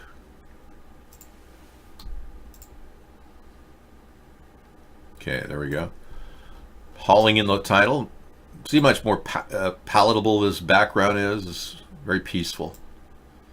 And we developed hybrid capitalism, which is a concept to get the government a return on investment so it doesn't constantly drain your tax dollars. And hybrid capitalism is different than socialism, the kind that Beto and Ocasio are pitching. We would never drain our economy to force you to go green. We want everything to be done initially through foundational grants, funding, and diversion of current waste. Now, the Democrats are wasting tons of money on the pension fund. So I'll be attacking the pension fund if I am president. We'll be going after the federal pension plan and trying to reduce it to a normal, sustainable level. It's totally unsustainable right now. I talked about the pension fund recently, how even with 30% growth in the bullish stock market we've had over the past, 7-8 years now, we still see a major deficiency in paying off all these people that are retiring at a young age in California, New York, Florida. All these pension funds are draining the state capital so rapidly that we need some major reformation, and that's something that I will usher in. And they're not going to like it because I'm a fiscal conservative. I don't see any reason why we should be giving people $100,000 when they retire as a lifeguard in California at 51 years old. Surf's up, dude. You know, that's crazy. Gold and silver is always a solid investment if you have the tangible gold and silver in your possession. Paper gold and silver, I wouldn't trust it with a 10-foot pole. Yeah, preach it. Well, see, if the government could make money on its investments, we would be able to get ahead financially and start running with a pay-as-you-go plan. We've got a pay-as-you-borrow plan with the Democrats and Republicans. It's terrible. Okay. I don't support the idea of drug testing for food stamps or welfare. That's something Republicans would do. That's wasteful spending. I would not want to. It costs $125 per person to drug test them. That's ridiculous. So none of these costly programs the Democrats and Republicans have put forth would be implemented. If it costs less, we're going to look at it as a solid way. And if we dump money into something, we should limit the money. Unlike Obama, which just threw millions of dollars at companies like Solyndra, $530 million he lost, or Fisker Motors. We know they never created a 100-mile-per-gallon electric car. $1.5 billion we lost. $15 billion Obama and George W. Bush lost on the bailout of General Motors. $15 billion we lost there. We lost money in all different areas across the board in the bailout. So we're not really seeing the solutions from those companies, too, that were bailed out, which is another critical problem in long term. These flaws in our economy cannot just go on without it eventually plaguing us. That's why your kids may not be looking for a real credible career. They may be looking for a job at, a local box store.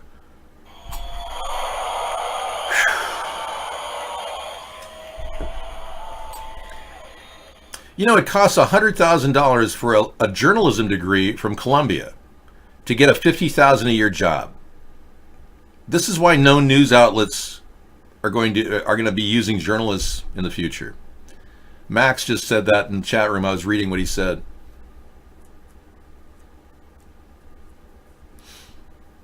Yeah, I'm very moderate compared to the leftists who want to embrace LGBTQ. I openly went out not in favor of LGBTQ, but not willing to discriminate against them like Trump's doing.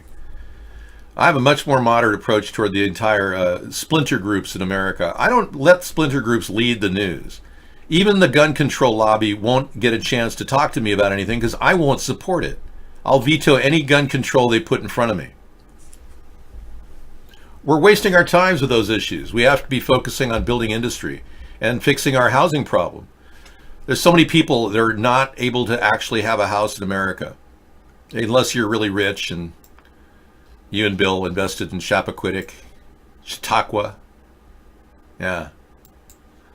And since you're not rich like she is and Bill, you have no idea. But we should have a better solution for housing. So we have a very simple plan of creating or renovating houses from existing houses that are already out there.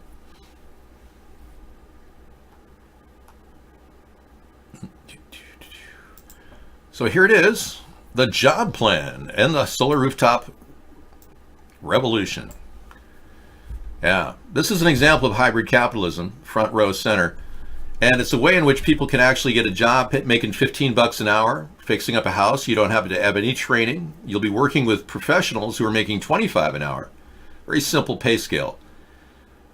But you can do that, fixing up these houses, or you can become a solar panel installer and make $20 an hour with a little training at a local community college, which we'll give you for free. Or you want to start a business, a local solar panel business installation company. We'll be building businesses too. We'll offer a separate course in building a solar panel installation business. So you can hire 5 people and sell solar panels and install them in your area. We will provide the equipment necessary to start. Isn't that a great idea?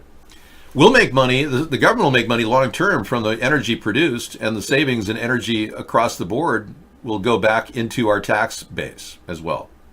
You'll make money with your solar rooftop, save about 20%, because there's about 45% savings when you have solar systems up there, if not more, depending on the sun.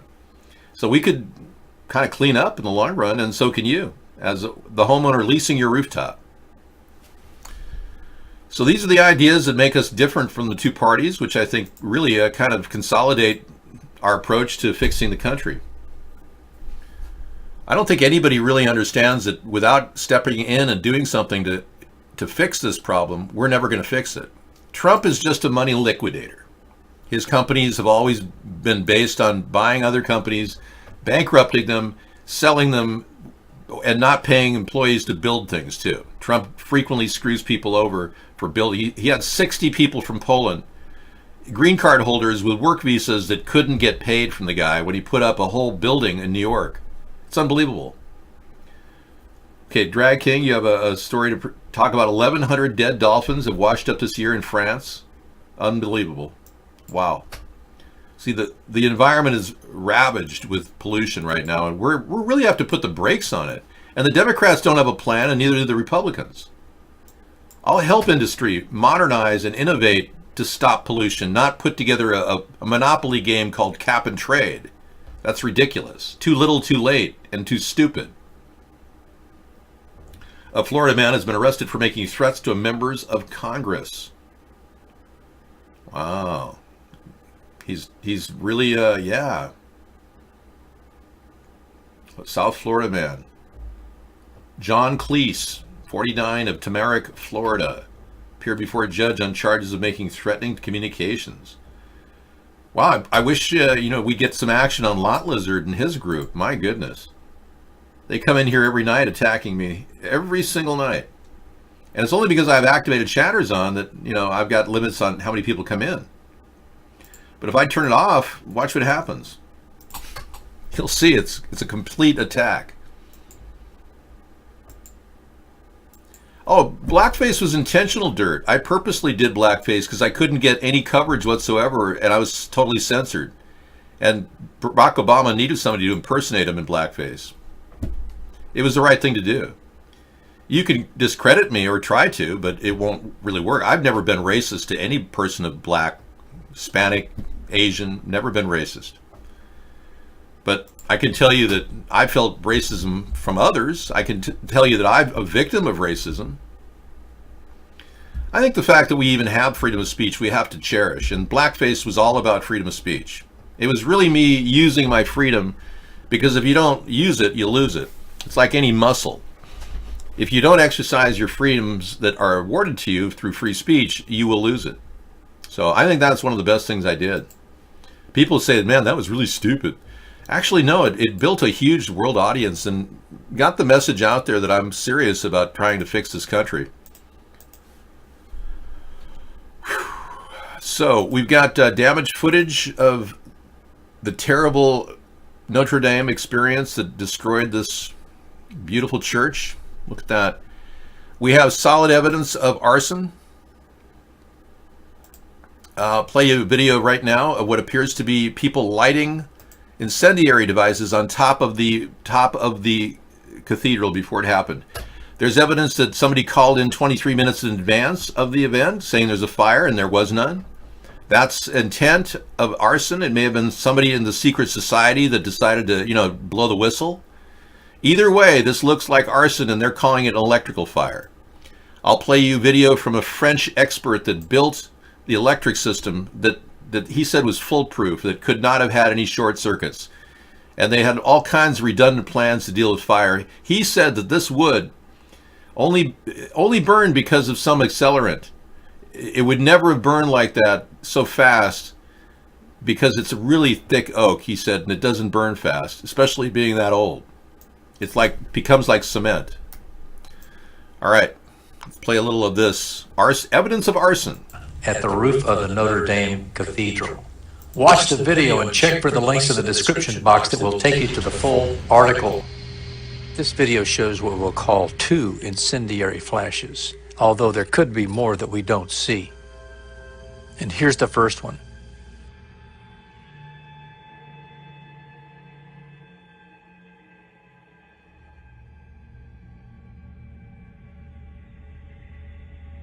And here's the second flash.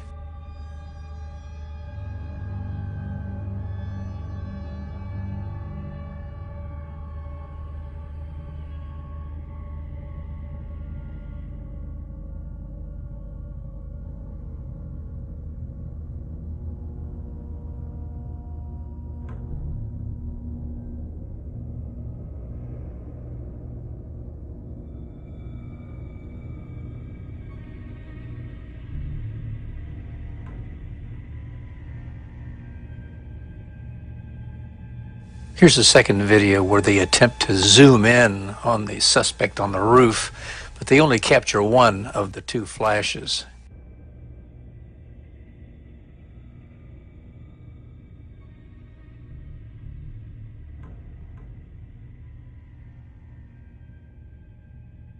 Slower motion. Here we go.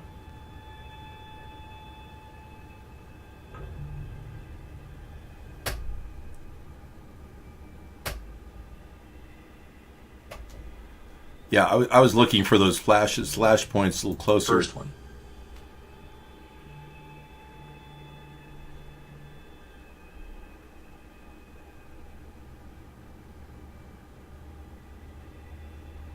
And here's the second flash.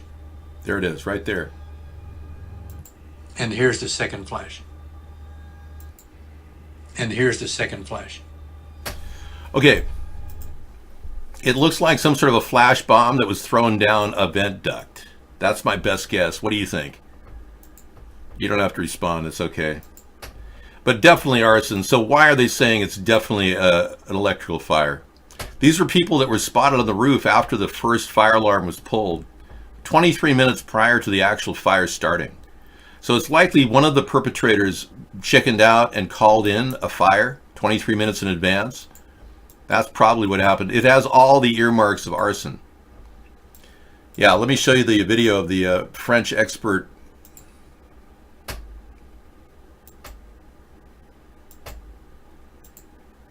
Here he is. He's one of the guys that built all the electrical in this building. It'll be in French, so I'll do my best to interpret. Which hypotheses could I propose? That it was quick. That we couldn't do anything else in order for it not to go up so fast. I'm lost in conjectures. You know we did. We updated all the electrical wiring of Notre Dame, so there's no possibility of a short circuit. We updated to conform with contemporary norms, even going very far, all the detection and protection systems against fire in the cathedral, with measurement indicators of aspirations and so on, which allowed us to detect the beginning of a fire at the bottom of the cathedral. You had two men who are there day and night, who are there to go and have a look the minute there's an alarm and to call the firefighters immediately. There's no doubt that they are there permanently. Could it be a failure of an alarm mechanism? Impossible. And then they go on to say everything is possible, but I have trouble believing it because. See these scaffoldings that they had through the guys walked those areas, typically looking for any kind of incendiary.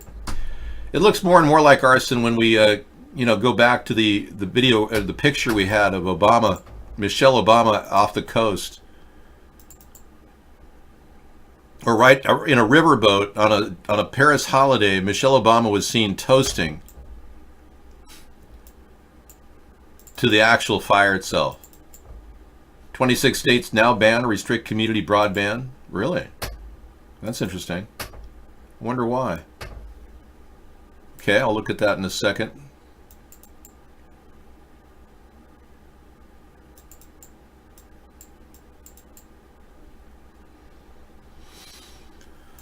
Yeah, so most likely it was arson. But again, the official word is electrical fire, so it's totally contradicting everything everyone has said or heard about this.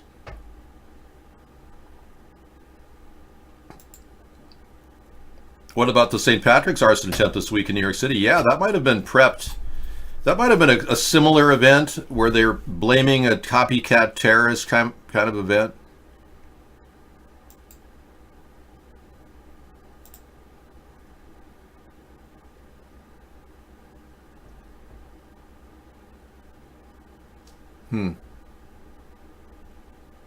Okay, I put it in Michelle Obama, of course, yeah. I have an entire selection on Obama. I should have realized that.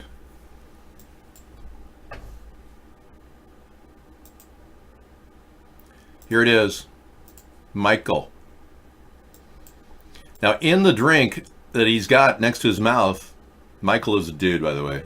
It's not Michelle, he's a guy. Michael LeVon Robinson. I know that's hard to understand. Yeah, I know, you were deceived for 8 years. Just deal with it. Wow, you've really mastered the language. Thanks, Kira. I appreciate it. Yeah, I have. I'm doing it very well. Okay, report 26 states. Got that. Coming up in a second. Hold on. Let me get this out. Michael looks angry, kind of like, but in the bottle itself, you can see the fire in the background, or in the glass itself.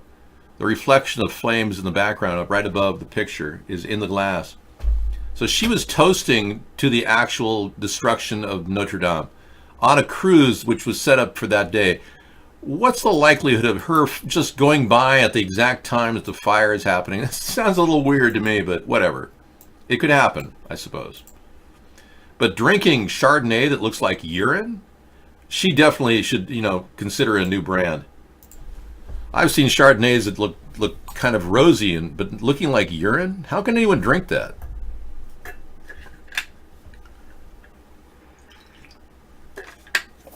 It looked like pure urine to me. I mean, I don't care if Max Out Credit is 70 years old. He's got the ability to come in here and be incredibly insightful, and we're lucky to have him, because we wouldn't have a guy of his caliber if he hadn't died for 18 minutes. And he was making six figures, and his entire life was he was like top of his game, man, and he had a stroke. And he survived it, 18 minutes being dead. He's like an icon of human endurance. We should appreciate that. That's right. And he spent over $500,000 just to stay alive. And he's a guy who's a big money earner who would normally not even been here had he not tuned in. Freedom Friday.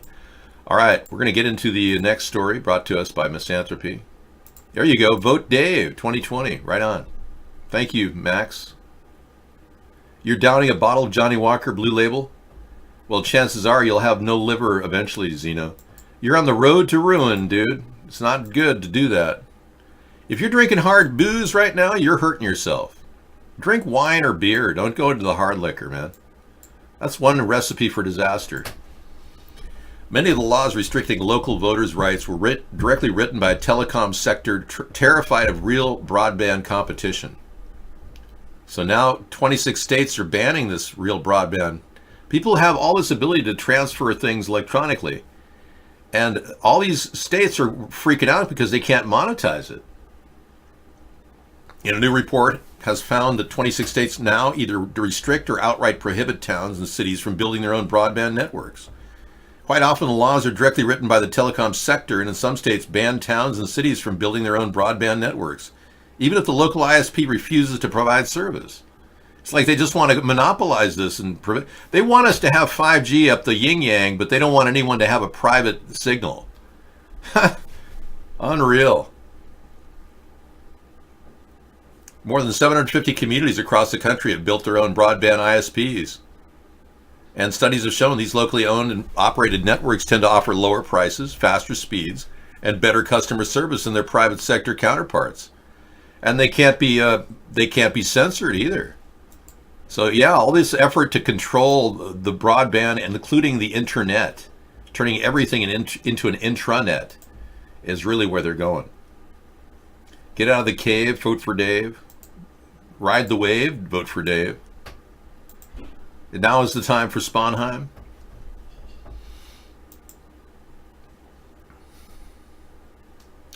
Well, that was a very interesting testimony from a French person. Now, there was evidence of Jesus on the cross in the middle of... I didn't know that. Well, you'll have to give me screen caps of that, Xenu. Otherwise, it's just hearsay. We have a picture of what many people believe was the image of Jesus in the fire, but it's actually not. It's the image of Lucifer. Yeah, this was a holographic developed probably by a studio. Who knows? And who knows? It might have been painted in later. I don't know, but it does look like some sort of a human or anthropod. It has that like wild look to it, doesn't it? Isn't that weird? Yeah. Freaky Comedina. Yeah, speaking of that, we've got pretty good music. We've directed people over to Cool Rock to get new music from Scissorfight, and if you want to go check it out, it is there at Cool Rock. We've got a new button at the top for Scissorfight's music. We've got his early music and his later music. CoolRock.com is a place where I recommend, it's my site that I'm using for people to bounce our signal off. And it's got the iBlog feed running on Flash, and you can watch it there. And it's got all the bells and whistles for a fun site just to hang out and play with stuff. Things that you can interact with while you're listening to the show. In a world where bass rules the planet and its inhabitants worship sound, two superpowers collide. We bring you a nightly soundscape of incredible music. Join us at CoolRock.com and watch virtual chat, great music, and interactive news links.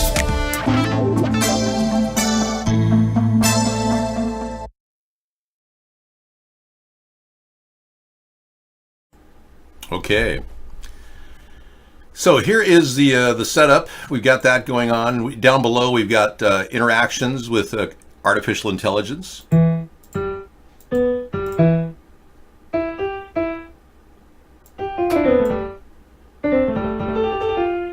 I'm playing one set, and the computer's playing it back its way.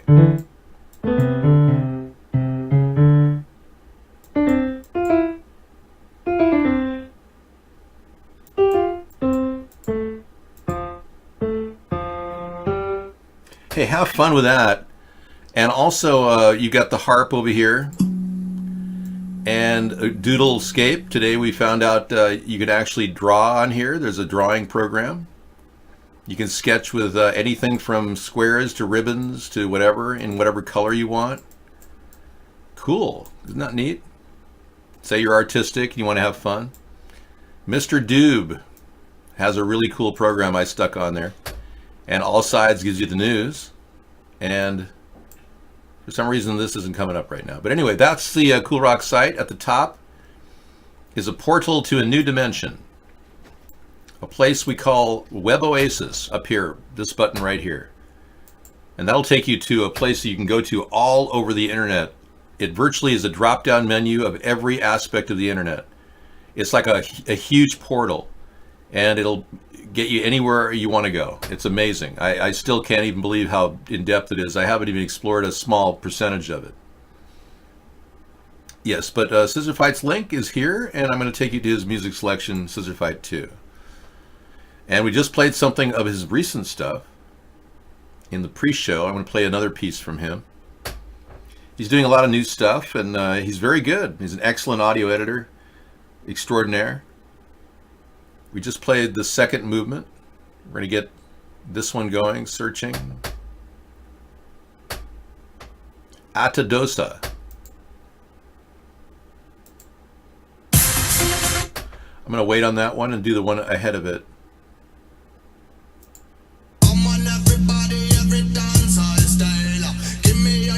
I'll pass on that one. I'll play the one that he played earlier. Usually not my vibe, but my friends convinced me, so you're alright. I wasn't looking for nothing, just to have a good time. But then you got me buzzing like a neon sign, and ooh, I'm hypnotized by the way you move. So free, yeah. No, I'm not really sure what this all like, yeah.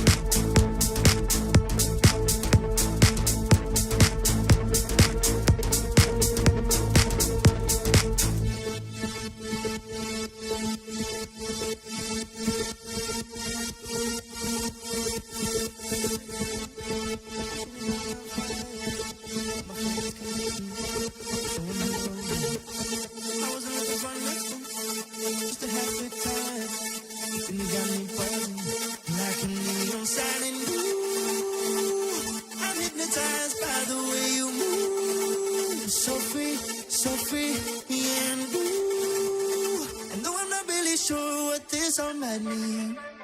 Yeah. I wanna get close to you, wanna get close to you, 'cause I think that you might be the one that can take me high, shot by fire. I wanna get close to you, wanna get close to you, 'cause I think that you might be the one that can take me high, shot by fire. I wanna get close to you, wanna get close to you, 'cause I think that you might be the one that can take me high, shot by fire. I wanna get close to you, wanna get close to you, 'cause I think that you might be the one that can take me high, shot by fire.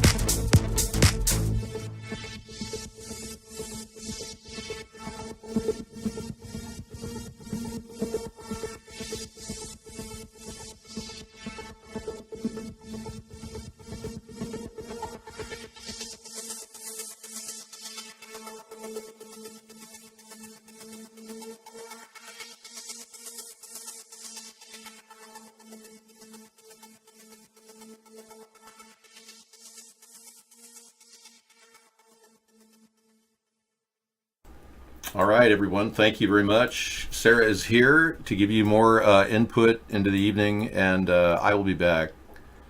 Yeah, good stuff. That was my Notre Dame idea, which you just saw, which is something I came up with. I thought it would be a lot cheaper for them to rebuild. You know, since we have a virtual complete library of the entire Notre Dame Cathedral, you can still tour it in 3 dimensions. Anytime you want. Max is here. You can tour the Notre Dame facility at this anytime in 3D. So why don't we just not go to the extent of rebuilding it and just build something really cool that waterproofs everything underneath? And I was thinking it'd be kind of nice to have an upper deck to that. You know, gardens, and who knows? Could be something pretty interesting. All right, so I'm going to say au revoir for a while. I'll be back. Yeah, you're not allowed to post dumb links here. Okay, Drag King has a story, Sarah, that is very disturbing. It's about 1,100 or so dolphins have washed up on the shores of France recently. A very bummer situation for these poor dolphins. Up to 600 dolphins have washed in France, another 600 recently. Yeah, bad story. Thanks for bringing that in. Yeah, unfortunately. I wish we could figure this out. Okay, I'm going to go to activated chatters now, so that if you don't have an activated chatter account, you can't come in. Scissor Fight has NPR. I'll look at that in a bit. Judge upholds mandatory measles vaccinations as New York closes more schools. Wow. The measles vaccine thing is really being pushed by New York. Great, thank you. Oh, New York swears its face scanning tech is fake and only meant to scare people out of doing crimes? Really? Okay, thanks for that, chat room celebrity. Okay, there we go. Link processing is what we do.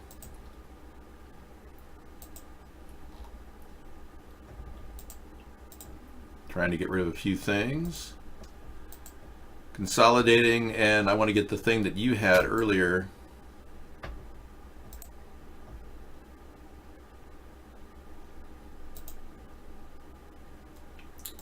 I'm not sure where it is. There it is. I set this up for Sarah to take an online exam of some sort. There you go. Go for it. Thank you. University of Connecticut has something. All right. Thank you for remembering. Yeah. I remember it was in the lineup. I thought because I think I forgot. Yeah. No problem. Oh, that's just the way it goes. Yeah. That's the way it goes. Anyway. All right, let's see my healthy life expectancy calculator. Probably will say I'm eating too much sugar or something like that.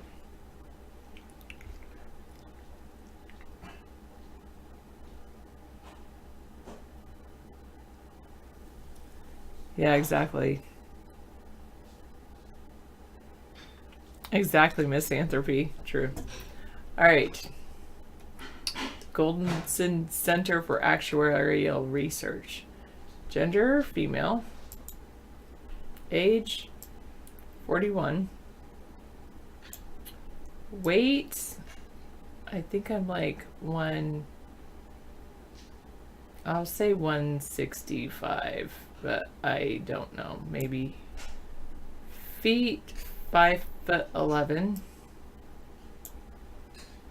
Life events, education, graduates. I can say I'm a graduate now. Annual income, fitness, exercise. Rarely. Let's be real, Sarah. Current health condition, health level, good or very good. Excellent. Type 2 diabetes, no.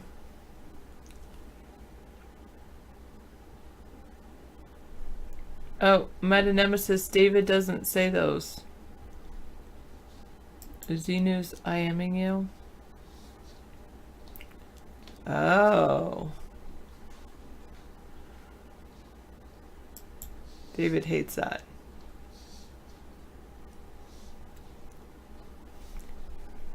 Alright, diet. Diet, I would say very good. Maybe even excellent. Sleep, 5 to 8 hours a night. Non-smoker. Driving history, 0. Accidents, alcohol, never. Calculate my health expectancy. Please wait. Your predicted future healthy years are 52.2, relatively healthy. Life expectancy 23.4% above average. Predicted future unhealthy years 4.5 years. Your predicted total years of living is 56.8 more years, so 97.8. Your predicted future unhealthy years, if disabled by a cognitive disease, is 7 years. By exercising more, you can increase your healthy life expectancy by 3.82%, 2 years. At the moment, your BMI is looking good, but make sure to keep an eye on it. By sleeping more each night, you can increase your life expectancy by 3.2, 20 months, well, almost 2 years, just by getting more sleep. Your alcohol consumption has little effect. Not smoking has a positive effect on your healthy life expectancy. They think I'll live 97 years. I'll live to 97. What? Do I even want to live to 97? All right, shall we look at David's?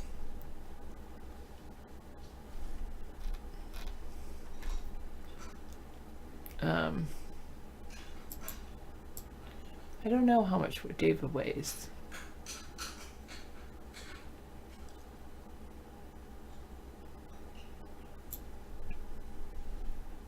I don't really think about that.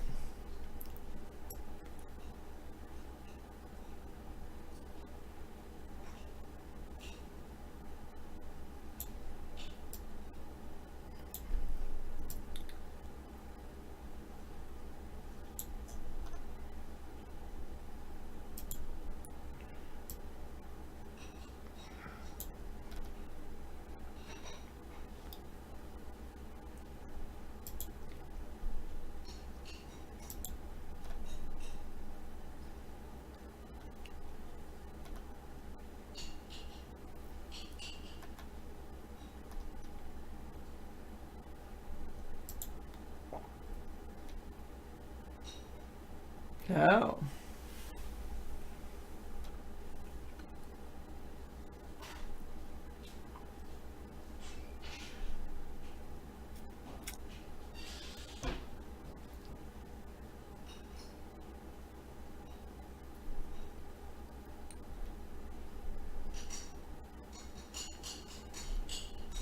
All right, that's interesting. All right, I like that.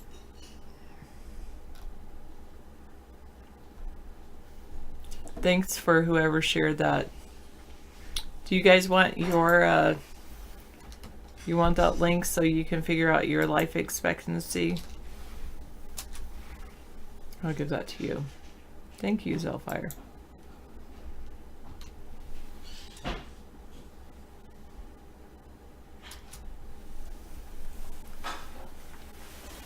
All right. 97. Okay. Especially when they when I read what they say David's is. And I'll have like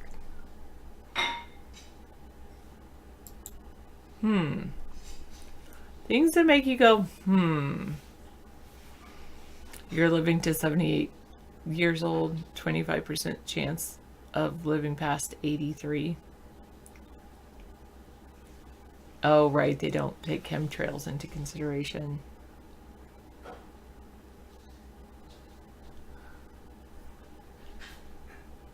Like, who would I have around me when I was 97? No one. Except for David, who's going to live to 150. Or so he thinks.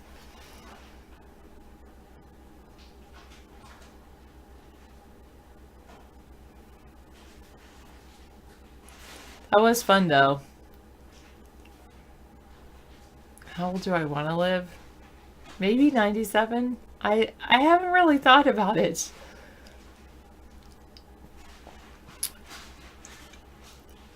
I don't know how old I want to live to. I do know how I want to be, I guess. I want to enjoy life, have fun, be nice, not a jerk.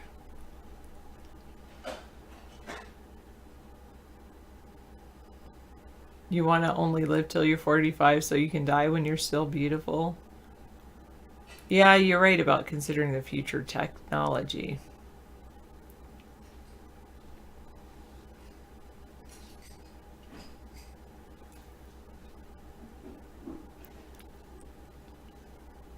I just want to make sure I'm enjoying life however old I get.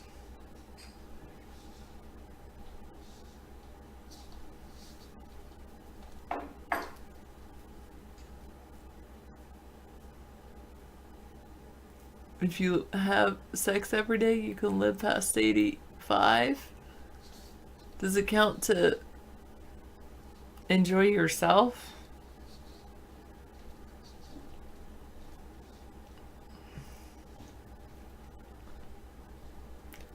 Need to keep active, moving, thinking, sleeping.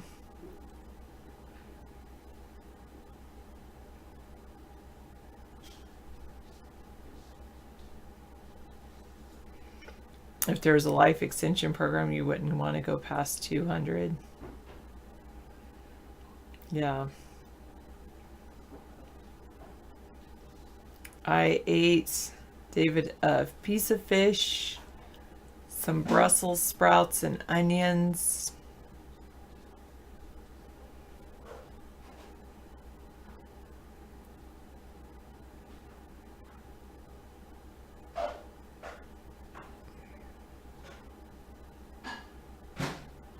I think that's it. David also made this tortilla thing, but I was gonna have some chips and cheese later.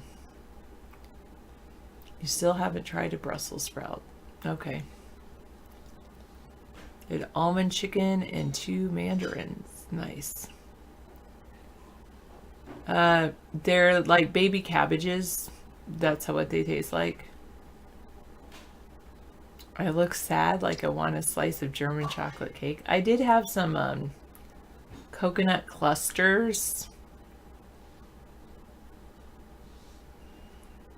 which were pretty good. Yeah, if you like cabbage, you would like Brussels sprouts. Some people eat them with butter. You boil them and eat them with butter. Other people fry them.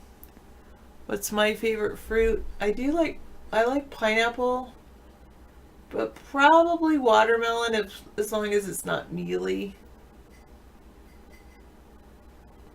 or blueberries, or I think watermelon number 1, blueberries number 2, pineapple number 3. I've never tried dragon fruit, but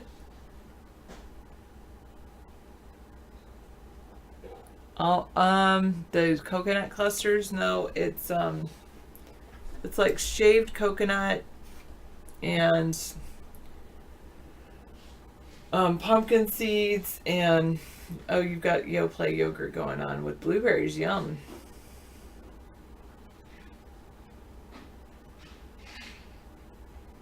That's what it's like. They sometimes have like almond clusters now. It's kind of like a granola, a little bit. In fact, you may not know, America has nuked itself 1,032 times. Wow. Yeah, seeded grapes are very difficult to eat. I would agree with that. I also like pomegranate. That's another fruit I like to eat. I was thinking of all the seeds in pomegranate. Like, I don't eat the seeds.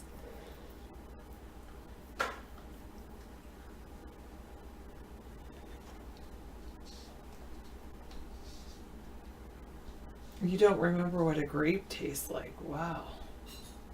Yeah, that's right. You don't. Oh, Nanaimo squares. Oh, yes. I love those. Oh, I love those.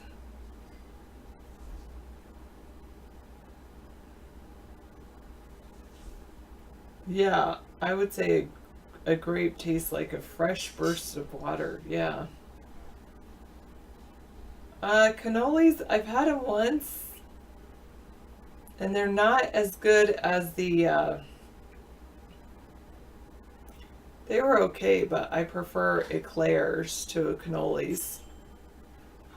Because cannoli usually has like that ricotta cheese in it, or at least the one I had.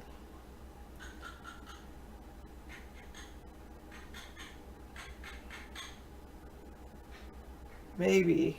It was, I mean, it was okay. It was good. Yeah, the cannoli I had was good. And I like them, but I really like eclairs. Let me see. I don't know if I net like mille-feuilles. Are they like the little pastry cookies that are like flaky pastry? But I do like whipped cream. That's why I like the eclair.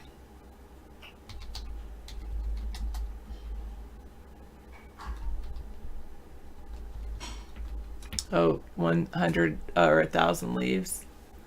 Oh, that looks like a Nanaimo. Oh, vanilla slice, custard slice, similar to but different from the Napoleon. French pastry whose exact origin is unknown.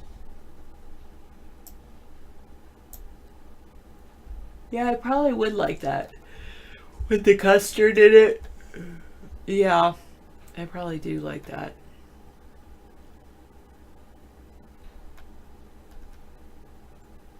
I definitely like, yeah, anyway.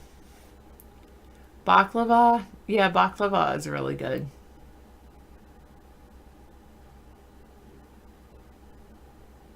I do like baklava.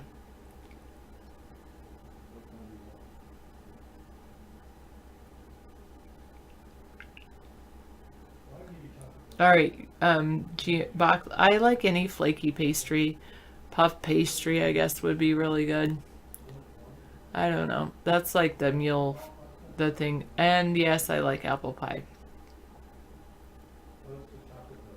This year's compost is going to make it go super grow. You've got some compost for your grapes. That's cool.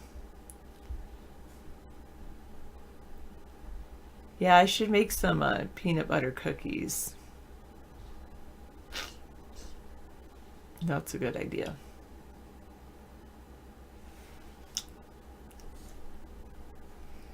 All those things you cannot eat. Oh, okay. Oh, the Napoleon. So it's also known as the Napoleon.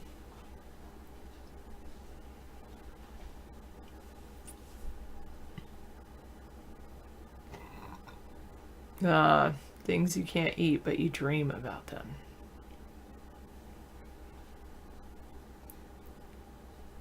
Part of me wants to just vegetate and watch a TV show, especially because I don't usually watch one during the week. But then I think, well, I could wake up early tomorrow if I didn't. Oh, now it's just lasagna. Wow. It's amazing how you focus on the important things as you get older. Maxed out credit. Yes, it is quiet because I'm glad David put activated chatters only on when I'm on the screen, because I was getting really spammed and I didn't like it. So I'm glad he did that.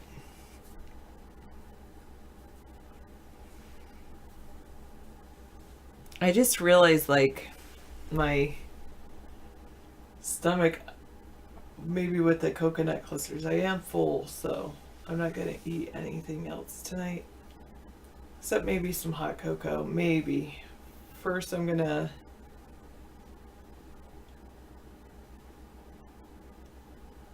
Yes, that's true.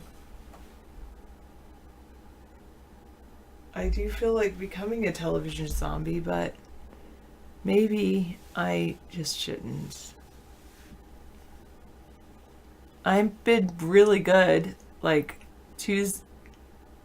Monday night through Thursday night, I don't watch TV. Oh, I was thinking of watching a reality show. I think I was in the middle of a thing on Amazon called Shipping Wars. Something just, like a reality TV. Or maybe going back to The Amazing Race. I haven't seen some of those. I do like reality TV. Which maybe I should. It is Friday night after all.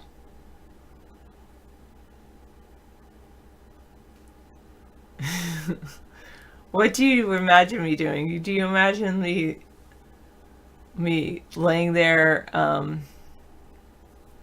listening to nonfiction audiobooks? Because that's the other thing I do.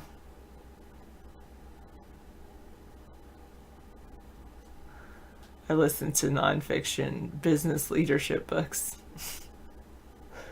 Okay, maybe I'll just continue doing that. Because one of the leadership books or the book I'm listening to now, The 4-Hour Workweek by Timothy something. Oh, you did, Andrew. I'm going to live to be 97 years old. Do you want me to do it again for you?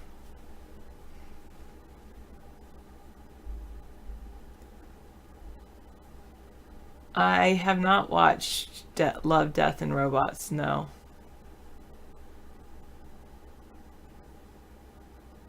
You like that? The Man in the High Castle on Amazon? Okay. Well, anyway, the 4-Hour Workweek was saying limit your input. Limit all the news and all the things that, distractions. But then it's like, well, what do I want to do with my time? Well, it's Friday. You can watch a show. I know. I was thinking that, and then I'm like, should I not? Well, it's a thing called enjoyment. Well, did you like that show, Misanthropy? I have not seen it. Is it on Amazon or Netflix? The twins made you load a battle simulator game where they had 100 zombies face off with 20,000 angry chickens. Wow. How could you not want to watch that? I wouldn't like Love, Death, and Robots. Well, Death and Robots. That's funny. You sure I wouldn't like it? Okay, whatever.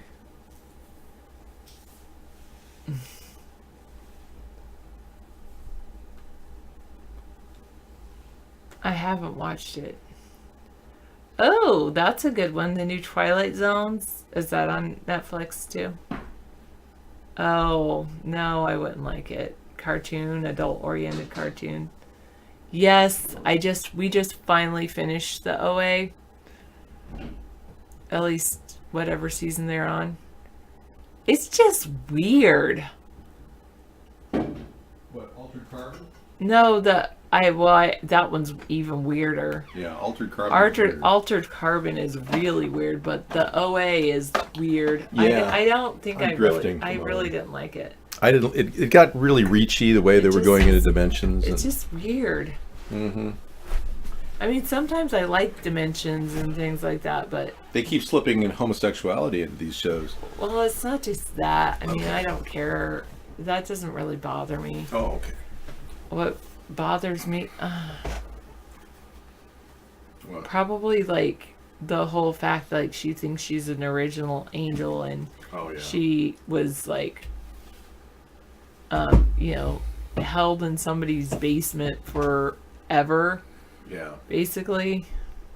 Hard to wrap yourself around this. I don't mind quantum immortality. I like that concept. I just didn't like I think I might like speaking of quantum immortality, I might like that one called I Wish We Never Met. That's kind of quantum immortality. Or that one, Awake. I think I would like that. Somewhere in Time with Christopher Reeves was such a good movie that I would almost go see it again. It was about time travel. And it really was one of the best early movies. Somewhere in Time, it's called, with Christopher Reeves. It really has a lot going for it. Yeah. One of the first time travel movies ever made. Yeah. You want to watch Sabrina? The Teenage Witch? What? That's campy. I think that's campy. I think it was. Yeah, I didn't like Altered Carbon either. I don't know. Altered Carbon went over the top, I think, where you're switching bodies and changing dimensions. And it's just got, it's hard to develop characters when you're slipping between bodies. Your character development's very difficult when you're passing through bodies.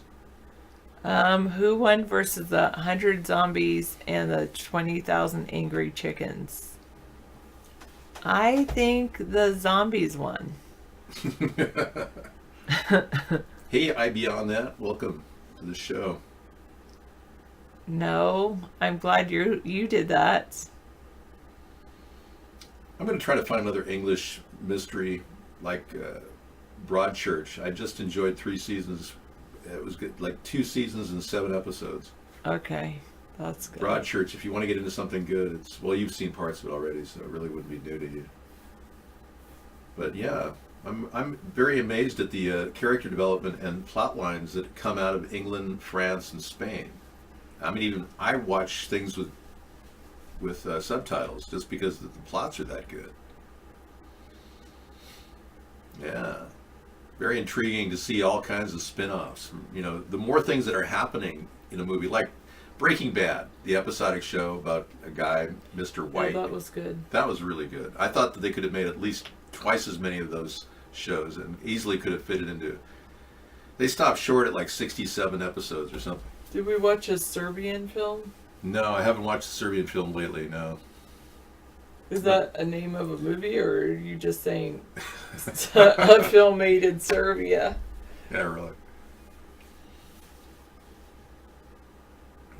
Yeah. That's the name of it? It's called a Serbian film. Wow. It's probably got a lot of violence in it. Oh, you remember that one? That was really weird. The Chinese, like the Badlands, I think it was. Remember that one? What, with Martin Sheen? No, the show where it was like these, right. oh, that was good. Sword fighters. Better Call Saul won't be back till 2020. Wow. The Badlands was a movie with Martin Sheen in it about a serial killer who traveled through South Dakota on a spree. It was a pretty seriously messed up movie. Oh, I can't watch that. Human trafficking. Yeah, we don't really want to, talk about things that make Sarah upset. So if you could drift away from No, that. you guys can watch it. A Serbian film. That's something you can watch on your own. I don't know if I want to watch something. I don't want to watch that. I hate human exploitation. I find it very disturbing. I know it's there, but Yeah. I don't know. You don't want to deal with it. I don't blame you. I mean, who really wants to dwell on all the negative things that are going on in the world? My God. That's why I try to avoid, even watching the news or reading. Yeah, I don't blame you. Limiting my. Well, just enjoy your evening. Do whatever you want to do. That's the thing. It's yours to do it, to have fun. She works so much during the week. It's time to enjoy the. Wow. Screensaver just kicked on. It shut down my. Normally, I'm constantly touching the mouse, fiddling.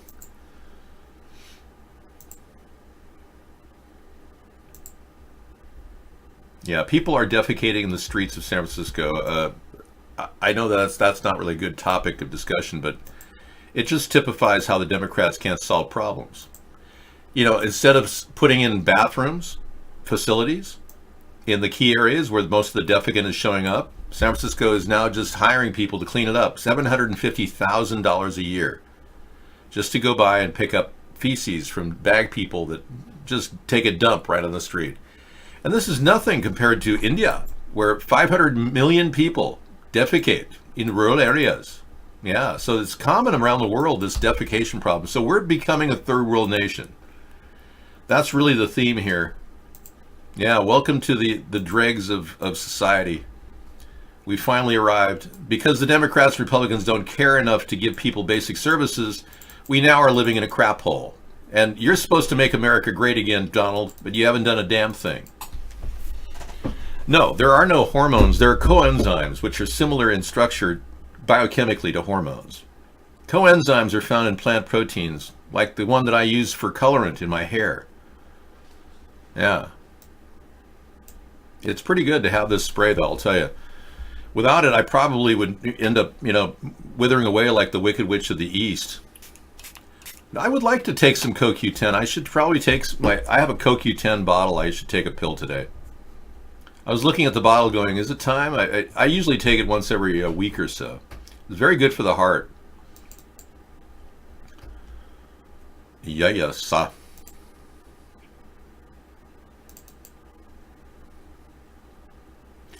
What was for dinner tonight? I made salmon. Did I buy the freezer bag of Pacific salmon? And I know, it's shocking. And I avoid any alcohol. So I'm not like Alec Baldwin. I don't come home and pour myself a stiff one, Brussels sprouts, you guessed it, full of vitamins, cruciferous vegetable, packed with vitamin B. And then, of course, I went with a fish taco, but Sarah didn't want hers, so I ate hers. That was good. It's just tuna fish and Swiss cheese on organic, non-GMO corn tortilla. Now, they're hard to find now. I've had to go out and buy a few. Yeah, they're very good. I never had Brussels sprouts till I was like 15 years old. My mother refused to cook them in the house because she had to eat them every day when she was a young girl because she had a doctor that was... Some of you getting thirsty looking at that? No, I can't invite you over. My mother had rheumatic heart fever when she was a child, and it caused problems with her heart. And she had a diet of Brussels sprouts and roast beef juice. And she had this wacky doctor that was a nutritionist, and dang if it didn't help her. It really helped her. It strengthened. The whole theory was that the Brussels sprouts causes a little bit of gas in the upper body, and the B vitamins help tissue development. And the beef juice, the au jus from the beef, because she wasn't allowed to have the meat. She could only have the juice. So she had this thing about wanting more meat when she got older and not wanting Brussels sprouts, because she had to literally live on a diet of Brussels sprouts and beef broth for years. So that's in my genetic code. And then she gave birth to me, so I think beef broth and Brussels sprouts will have to be my fix-up food if I ever get sick. Not that I want the beef broth, because I really don't. Well, I was raised on roast beef juice. I was like, the thing was, she'd make this beautiful roast, and back then you could get a whole roast for like this big for $6-7. Now it's like $60. Anyway, she would just always press down on it and say, "Here, Dave, have some juice." And it was like the thing I was supposed to go over and take a spoonful of beef juice every. So it was supposedly designed to build me up. I don't drink alcohol, unlike Alec Baldwin. I don't have this desire. If I do drink an alcohol with friends, it'll be like an IPA, I guess, if I had a friend. But all my friends have become such severe alcoholics, they can't even, they're so drunk by this hour they can barely call. It's like, "How you doing, babe? How you doing, babe?" Yeah. A spoonful of a juice will make the medicine go down. Ooh. Oh, they've got finally got a law in the Philippines? Oh, well, as you know, the Philippines has problems with massive pollution and dumps of crap everywhere all around the world. Yeah, so let's put that behind me. Now they're saying no. And Canada has violated international law by dumping their garbage in the Philippines. Wow, according to lawyers. Ad blocker detected. Continue watching. And most of us, we feel pretty good about it, right? We feel pretty dutiful about sorting out our garbage, our food waste, and our recyclables, and we feel like we're doing our part to help the environment. But are we? Global News has been doing some digging into where our waste is going, and the results, they're not pretty. Joining me is Global News producer Melanie Zettler and Jennifer Wright, a former environmental analyst who started her own company, Green Shift. Thank you both for being here. Thank you for having us. Melanie, you have been... I didn't realize this was going to be a talk show, but apparently there is a dumping problem. Environmental laws have been violated. I'll play this later tonight. And we just got a link to a guy in Asia, China it seems, called the Minimax, a place where you can live, sleep, commute with high miles. One of the problems with having motorhomes is they generally get no more than 10 miles per gallon.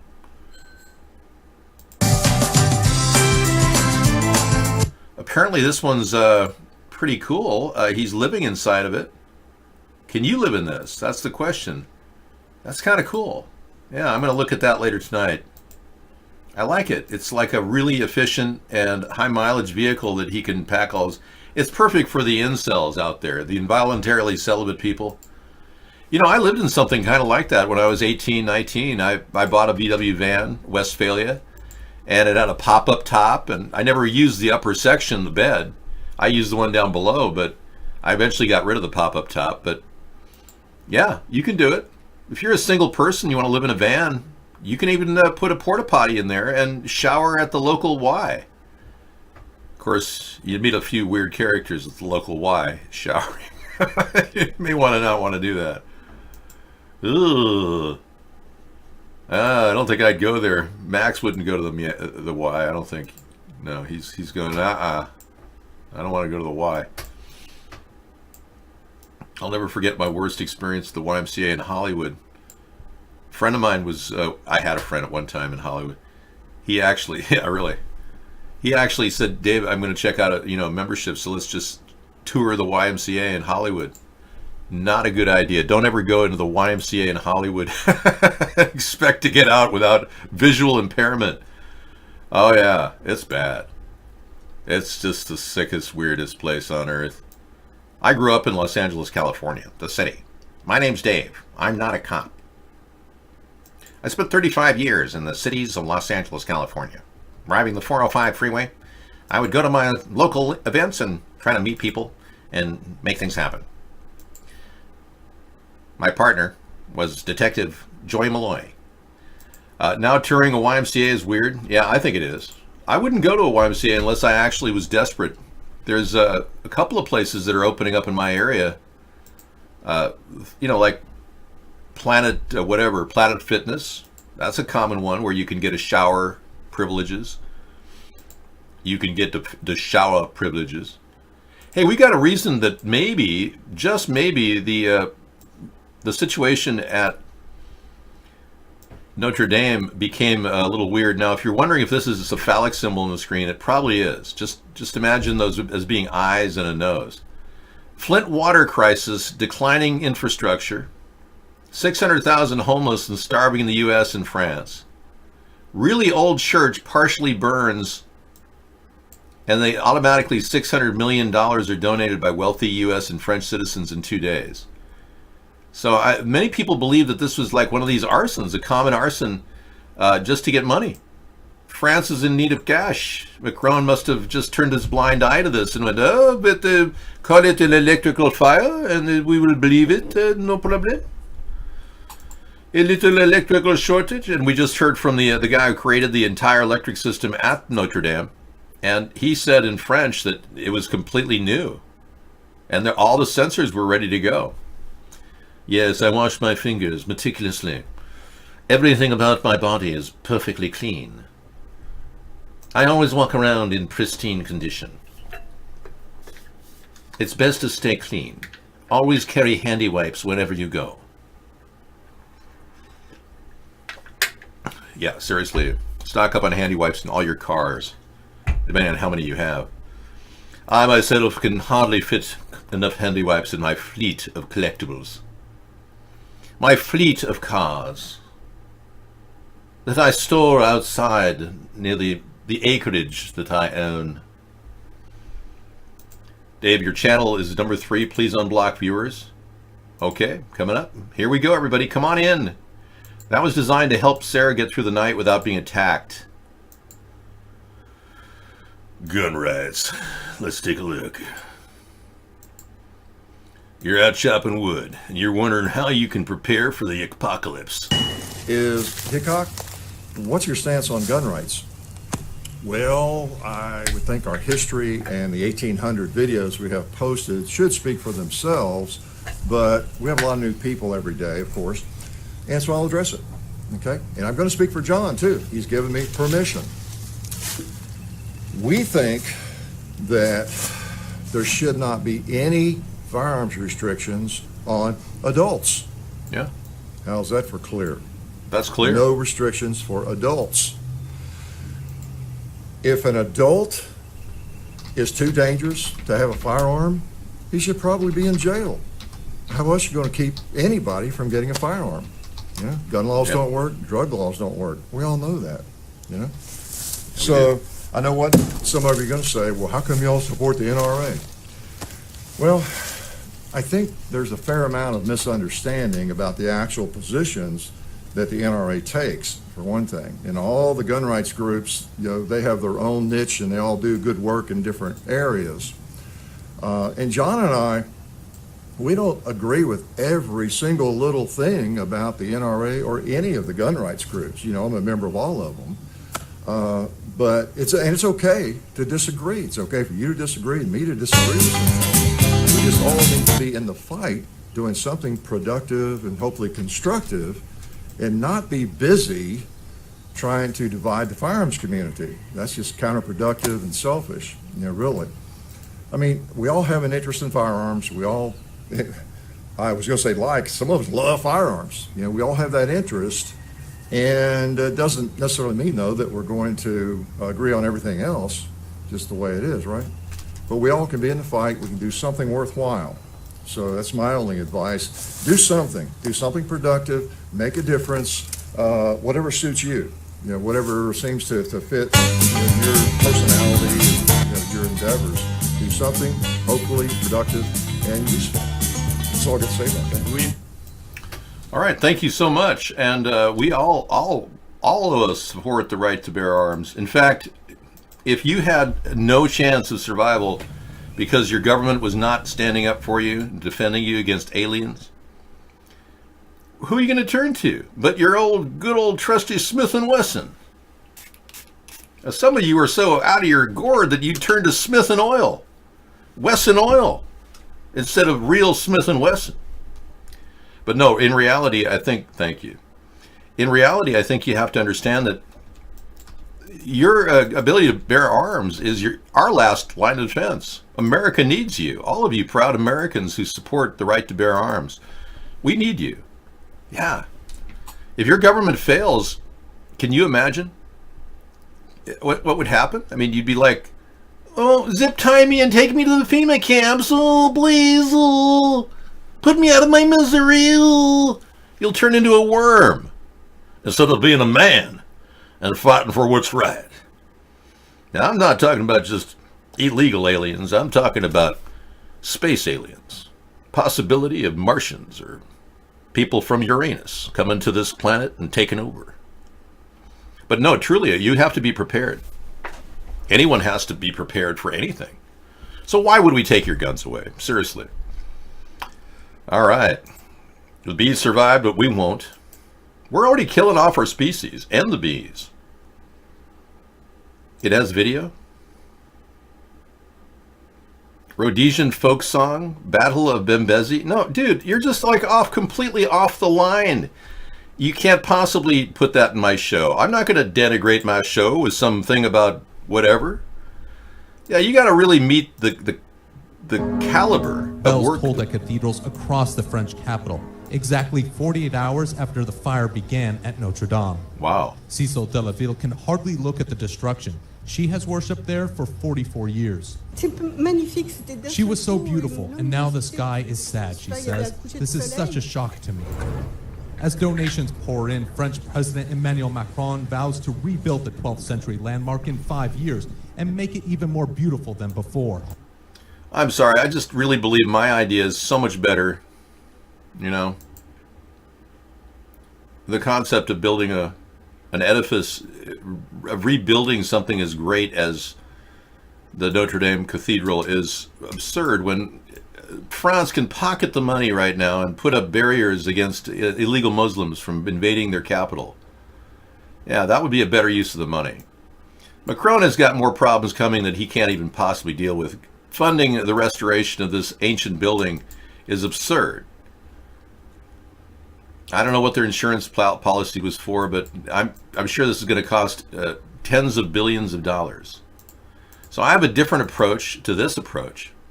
I think we should build the Notre Dame Cathedral. Yes.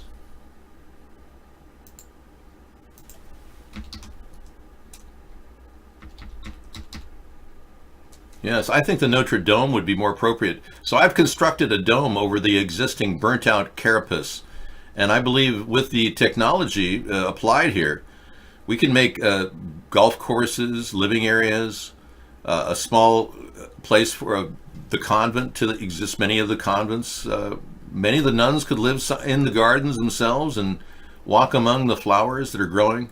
And all upper deck stuff, concessions, places to visit, getting a custom food made. You could imagine monetizing this, and down below you get to visit Notre Dame and the original encasement of the building. I think it's a brilliant idea, and I hope they take my idea of Notre Dame and use it, because I'm giving it to the world without anything in return. You can take it, build it. I won't even charge you for it. All right, thank you. I know. Now we have to go back to my wonderful retirement community here on the island of peace and tranquility. Yes, bless you. Easter Sunday's upon us. Isn't that cool? Yeah, Notre Dame, that's my name. Yeah, I'm suggesting that. Many of you are going to be celebrating Easter Sunday at some of the more religious organizations, like your box store, shopping for things, testing your freedom out, seeing how well you can walk on your pedipads, and falling off of your electric cart. Do not sue the box store. It's not their fault. You're too fat. Some of you at your church are getting naked. Some of you are doing some nude Bible studies. I understand that. That's an idea I came up with. I thought would be kind of fun for some of you. Since there is no reference to clothing in the Bible, I've checked. Okay. Thank you. Yeah, that's supposed to show. I have a forehead. Yes, that's what happens when you're in Forehead Land. Remember, you can download Assassin's Creed Unity at the Ubisoft.com, register.ubisoft.com, to get a free, full view of the Notre Dame. They did a complete, like, 4K video, three-dimensional view of the entire facility. So we have more than what we need. We've got photographs of the entire overhead, the Doma. That's why I'm suggesting they build something more contemporary. We'll have to ask Michelle next time she takes a cruise outside the burning edifice and toasts to it, drinking her bottle of urine there.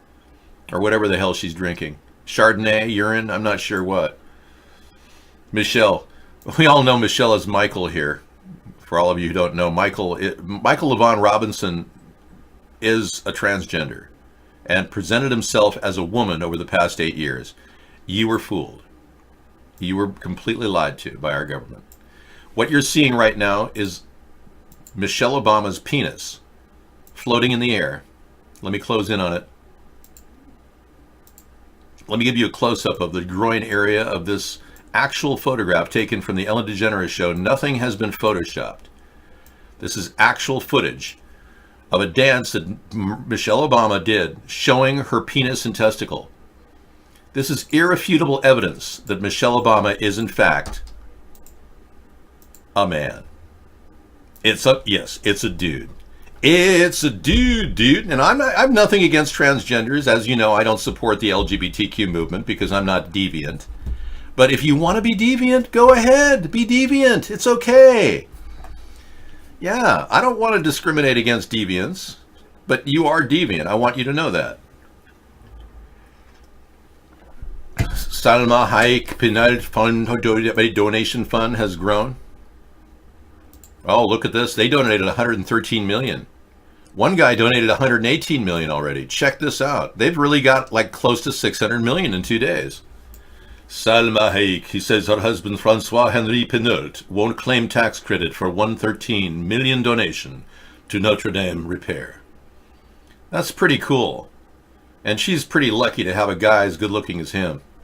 Yeah, look at her. She's no slouch either. Yeah, look at these two. They are the beautiful people, the beautiful people. Yeah, isn't it kind of cool to have a beautiful wife at that age? It has nothing to do with his money. No. She's beautiful. I've seen her in movies. Is she an actress? I'm not fawning over his wife. Don't get me wrong. I'm not an adulterer. David, do you wear shoe lifts? No, I do not. I know what you're getting at. You think that I am actually the original Alex Jones. It's not unusual to think you're Alex Jones. Do-do-do-do-do-do.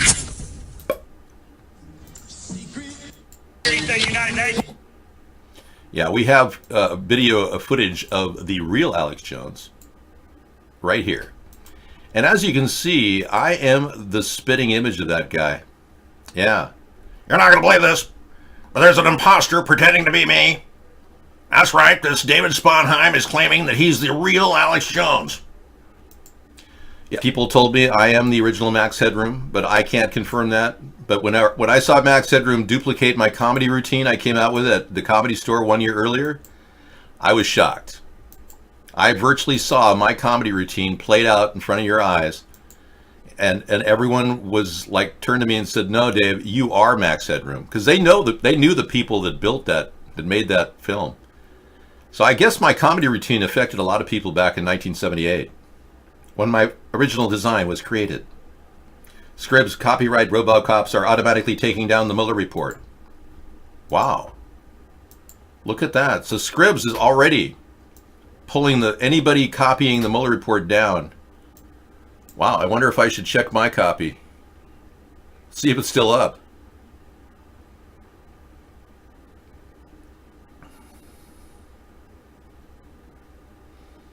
Hey, we did show you evidence of arson in the attack on... Yeah, we got that. Okay, good. Yeah, we showed photographs of the top of the buildings. There were a couple blasts of light that they were seen at the top. Even though the experts in France are saying it's an electrical fire, nobody confirms this.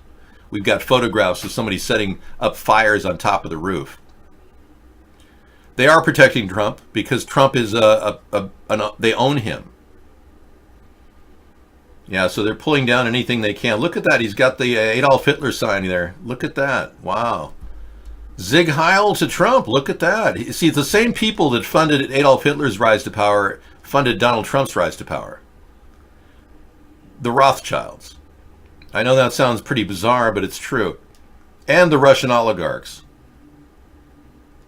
The historic 448-page report is uploaded in multiple places, but they're squashing it. They're trying to shut it down. They don't want the truth to be seen. That Donald Trump is siding with Russian and Zionist oligarchs. All right, let's see if I look like him. I'll duplicate my camera. I'm going to go in on this.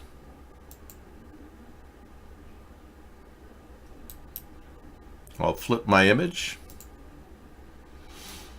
There we go. Moving in on Discovery.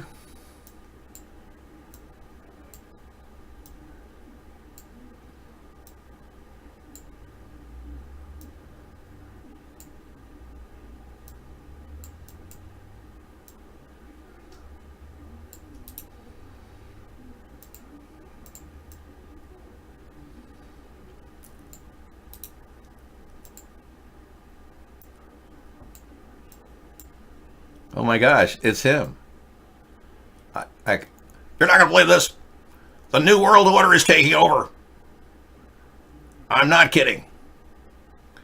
I know it sounds kind of weird, but I do look exactly like the original Alex Jones.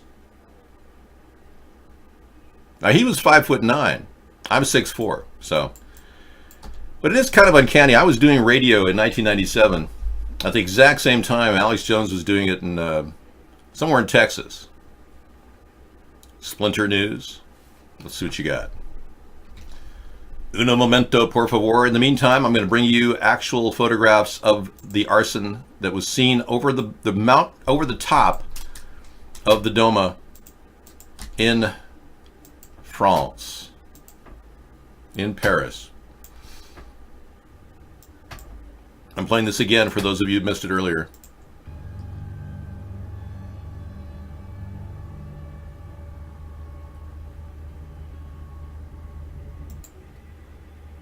And here's the second flash. Boom. See that?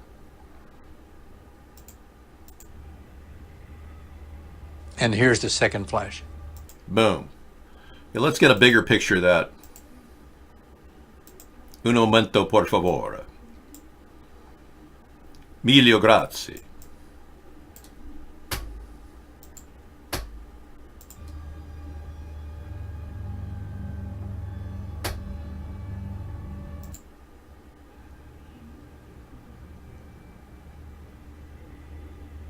And here's the second flash. There it is. So you saw it pretty close there. That looked like an incendiary device going down the the pipe. And here's the second flash.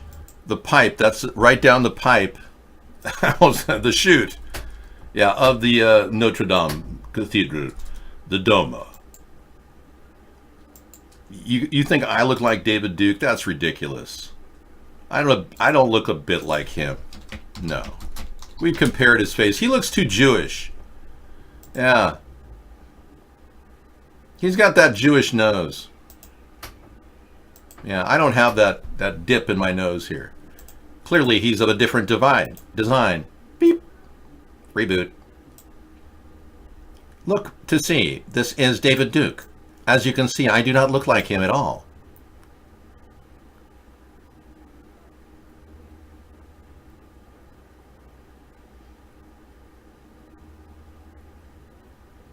Glitching. I know, you think I'm Jim Carrey. Well, I'm more likely to believe I'm Jim Carrey than I am David Duke. Not that I am either one of those people, because I clearly know who I am. I'm David Sponheim. But you've tried many times to get me to do this. And here you are again, tricking me into my Friday night foibles. There is the typical Jim Carrey look. And here you can see I don't look a bit like him.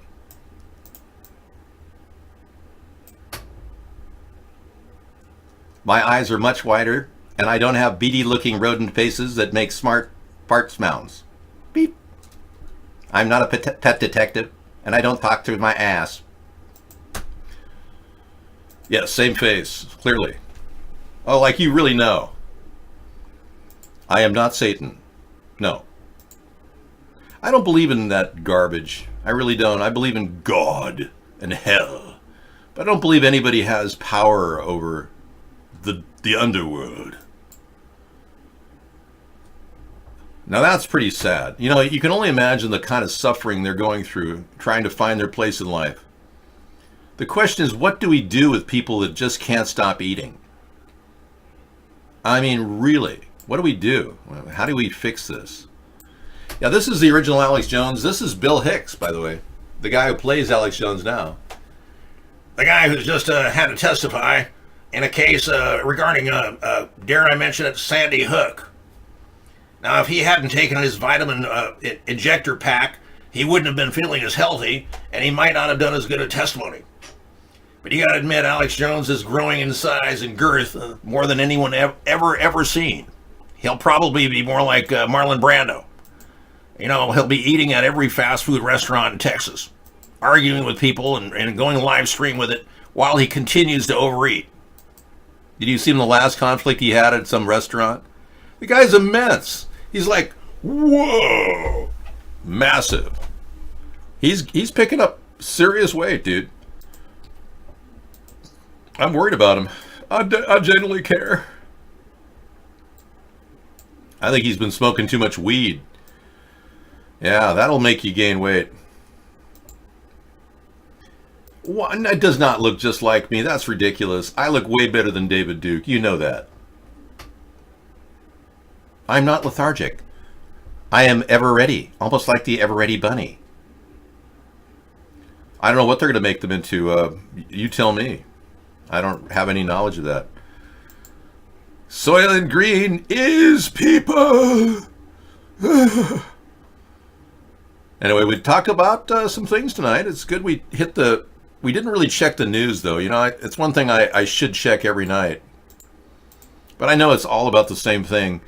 Ocasio-Cortez, Elizabeth Warren, they're initiating the impeachment process. Hopefully they'll get some other Democrats to join them. I hope this isn't a big fizzle situation, because they've got the worst possible Speaker of the House in that Nancy Pelosi isn't going to get behind impeachment. She already said it's a waste of time, which is absurd. The only way we're going to get right is by impeaching Donald Trump. He's literally he's a tweetaholic, and he's uprooting our foreign policy, our trade relations with China. Let me just go on and on. A lot of Democrats are running from the impeachment. They're like, oh, this wouldn't be good for the party. We better not. Those are the near-death experience Democrats who don't even know what the hell they're doing. Too old to know what's better for the country. A journalist is shot dead in Northern Ireland. Lyra McKee, 29-year-old journalist, shot and killed in Derry. Oh, my goodness. Wow. Looks like a hit. I wonder if we're back up to this. The Sinn Féin is out operating again. I don't know. You got to wonder. Top headlines. Let's take a look.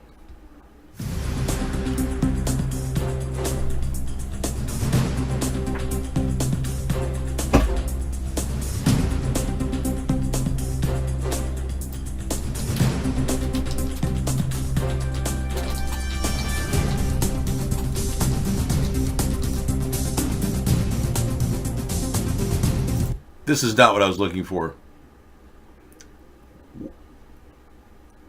This woman said, I was standing beside this young woman when she fell beside a police Land Rover tonight in Cragen, Derry. I called an ambulance for her, but please put her in the back of their vehicle and rush her to the hospital where she died. Just 29 years old. Sick to my stomach tonight. Wow. I didn't know her. I'm sad to see this.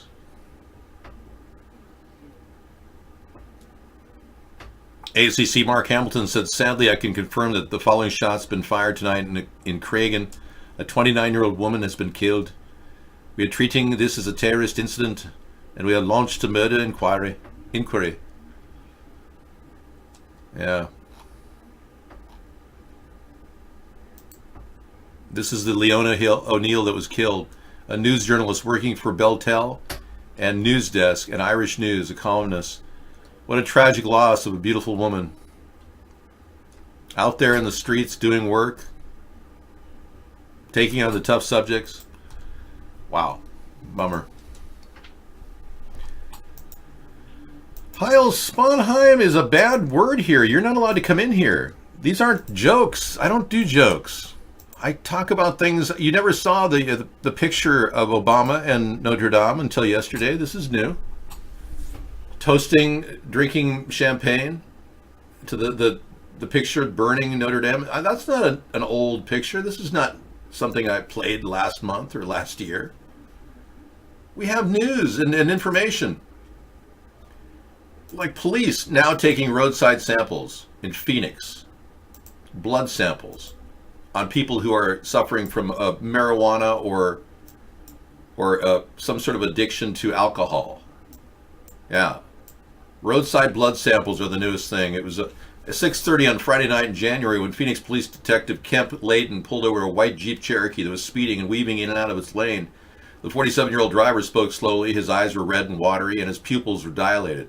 The inside of the Jeep reeked of marijuana, and the driver failed a field sobriety test, which included walking heel to toe and standing on one leg. He told the officer he had smoked marijuana a few hours earlier and taken a prescription sedative that night before, police say. The man passed a portable breath test. He wasn't drunk, but Layden suspected he was impaired by drugs, which the test can't detect. So the DUI police van equipped with a special chair and table for blood testing pulled up. Right. The man refused to submit to a blood draw, so Layden grabbed his laptop and filled out an electronic warrant, or e-warrant, which was transmitted directly to a judge. Within 10 minutes, Layden had a search warrant.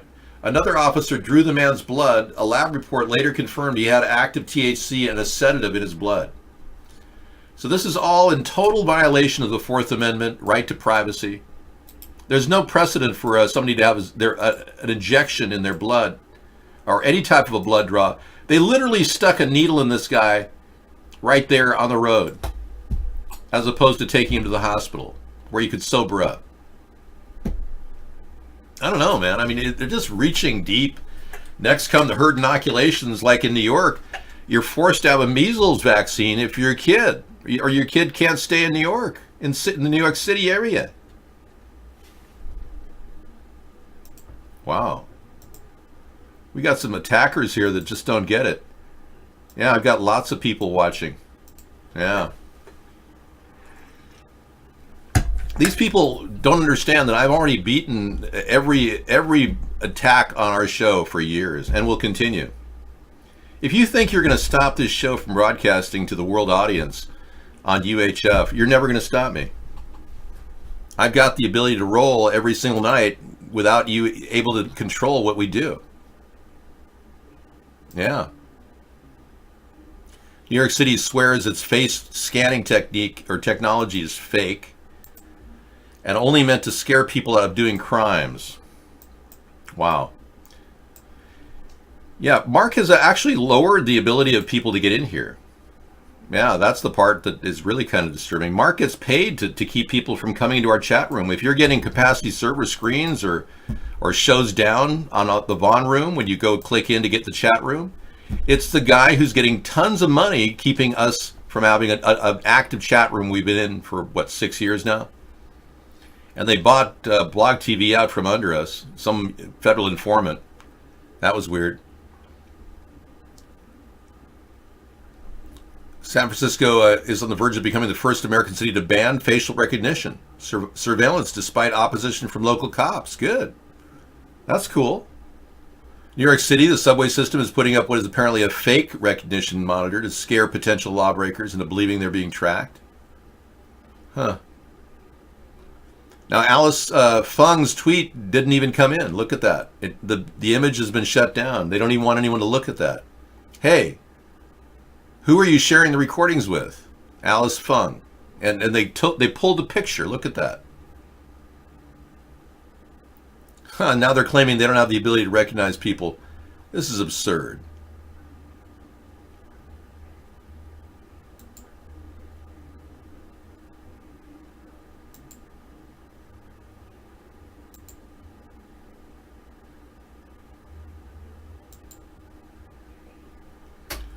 Imagine living in this space. I can't. You know, I'm going to go to activated chatters because what he's doing, he's basically keeping everybody from coming in here and only letting in trolls. Whenever I turn activated chatter off. I don't know, Max, your apartment is probably a lot nicer than this. You know? I'm coming in here and only letting in trolls. Whenever I turn activated chatter off. I don't know, Max, your apartment is probably a lot nicer than this.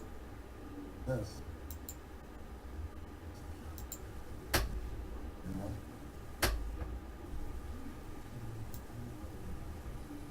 Kind of cool. Oh yeah. Yeah, not bad. Okay, we've got gun violence in the last 72 hours in in the country. All right, thanks. Gun violence. Yeah, it's good. It's a good place to live on the road, I'll tell you. We'll be playing that video later tonight from China. Last 72 hours, gun violence in America. California, 900 blocks, Santa Margarita. 0 killed, 1 shot. Wow, this is pretty good. This is like an up-to-the-date. Today, 1 person was killed in Kansas City by Kansas City police, Missouri. Yet another person died in Cottonwood, Alabama. These are all the deaths over here in this column. Earlier today, Michigan, Detroit, dead, gunshot. New Orleans, Louisiana, dead. And then you go from page to page. This is almost as good, this site is almost as good as killedbypolice.net. When you look at the amount of people being killed by cops in America, you're looking at a number that's... The database is updated April 2019.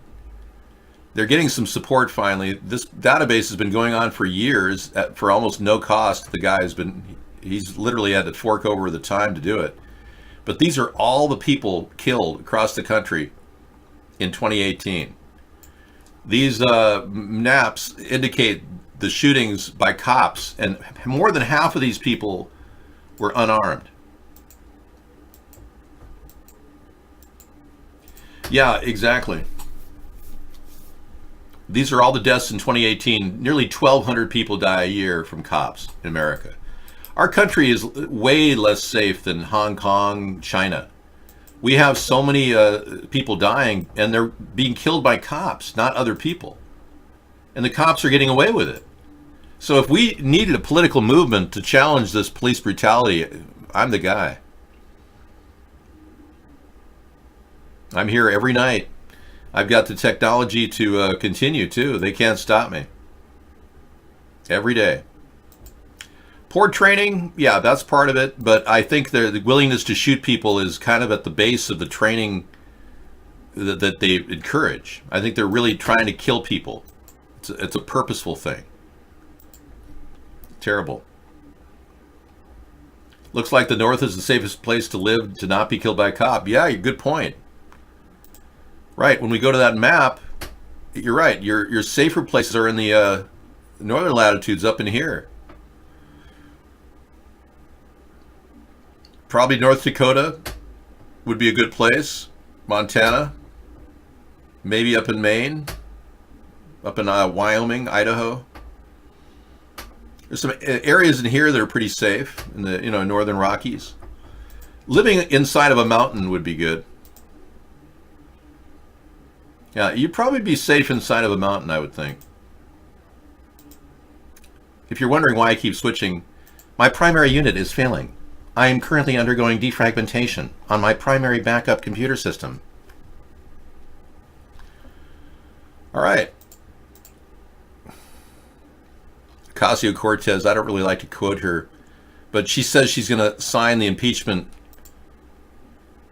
proposal. You know, putting her stamp on it doesn't give me a real sense of confidence that they're going to do anything. You know?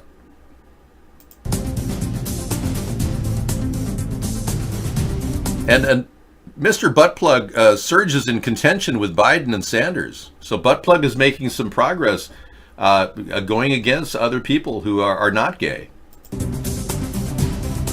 Well, let's see. He's up against a guy, Biden, who likes to touch little children and say weird things to them. And Sanders, who claims that women need to be raped by, or want to be raped by 3 men simultaneously. So I guess it's between butt plug, forced molestation, and perversion. Your choice.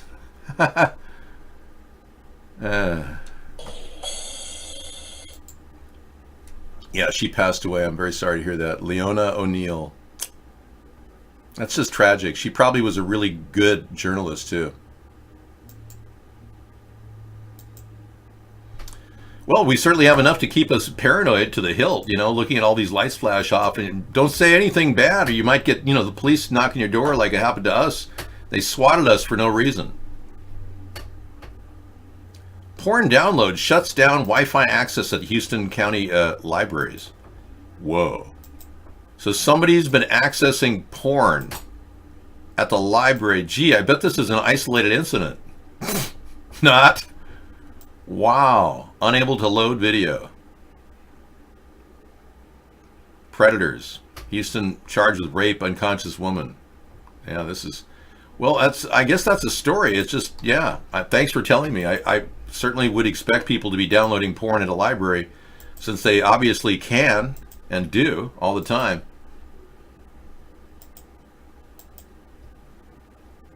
We don't know. Meta has his own personal private life. We try to keep that out of our, you know, our daily thing. An anti-encryption law is in place. We'll have that video tonight as well. Introducing the Assistance and Access Bill, or ASS Access for short. Okay, this is kind of tongue-in-cheek, or in this case, ass access and cheek. Yeah, it still doesn't sound right. We'll play that later. It's funny humor, sarcasm about the impinging net that is forming where they're trying to kick everybody off. Now, in case you guys didn't know, we are available at iVlog, and I know a lot of you have migrated over there. Thank you, everybody. We've got a lot of people watching us at iVlog. Right now, we've got 79 viewers. Thank you. But you have to understand that we've been kicked off Vaughn by a guy who's been making money by censoring us. And we've never violated any of their terms of service over at Vaughn. But we urge you to come on over to iVlog and hang out. We've got pro cams up and running. If you don't know the link, I will show it to you. Yes.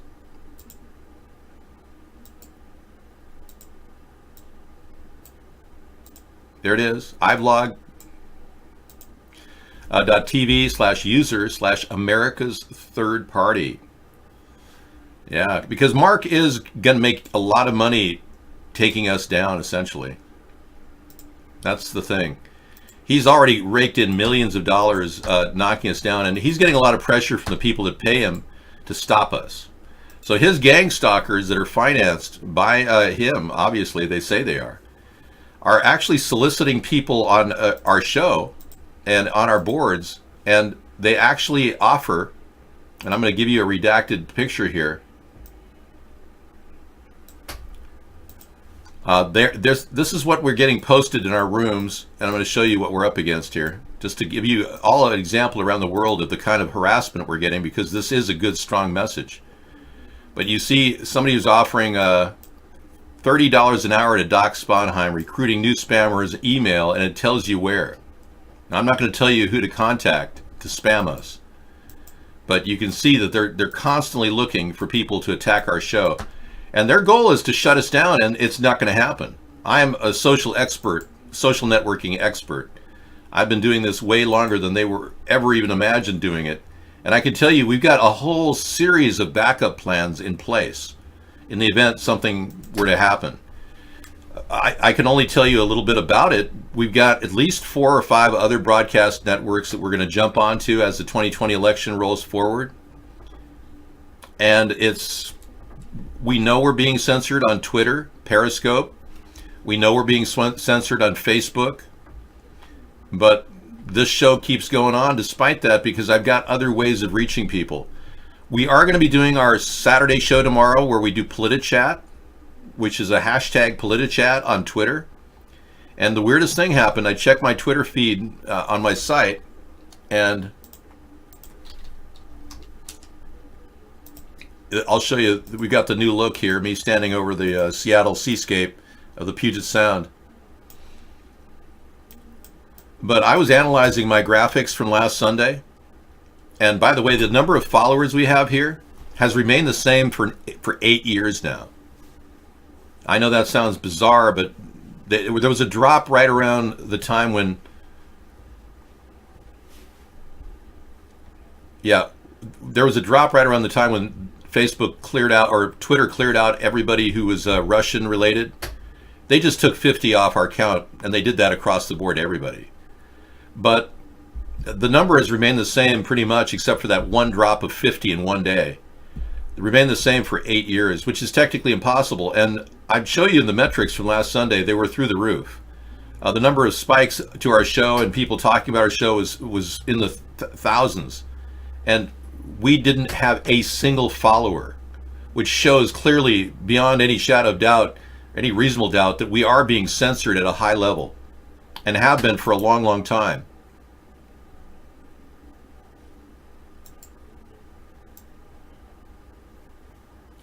You have 75,000 followers. Last I checked was no, these are the number of followers that they tell me.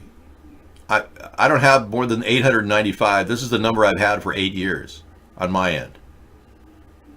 Well, if you followed it, I never saw our follower number go up past this. So it's possible they locked my feed on my end so that I always see the same number of 895. If you're seeing more, send me a screen cap, because I've never seen anything higher than about 940 was my highest number. And we lost 50 in one day. I'd show you the metrics, but I really don't want to get into the details because that's private. But we are going to be doing our Politic Chat. I thought it wasn't working, but it really is. People love talking about politics, and we'll be integrating our show into our Sustainable Saturday show tomorrow. I don't know what our topic's going to be, but we'll find that out tomorrow.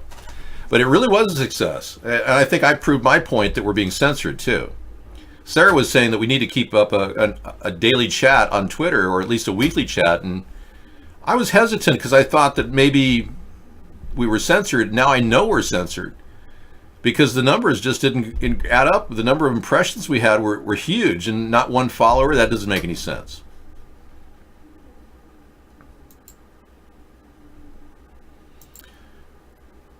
But if you want to go to my Twitter account at Third Party, you can find all these great links I posted, which really typify the incriminating evidence against Donald Trump. Robert Mueller collected a nude selfie in evidence in Russian probe. Now that's a serious allegation that was not addressed in any of the pages that Mueller submitted. A nude selfie is something he's trying to ignore, or it was one of the redacted items. There's a reference to the PP tape, and I'll give you that link. The thing about the PP tape is Donald Trump had conflicting testimony with his butler, his bodyguard. And the PP tape was never really investigated, even though there was conflicting evidence that his bodyguard said something other than what Trump said. So Mueller is not investigating the dossier at all.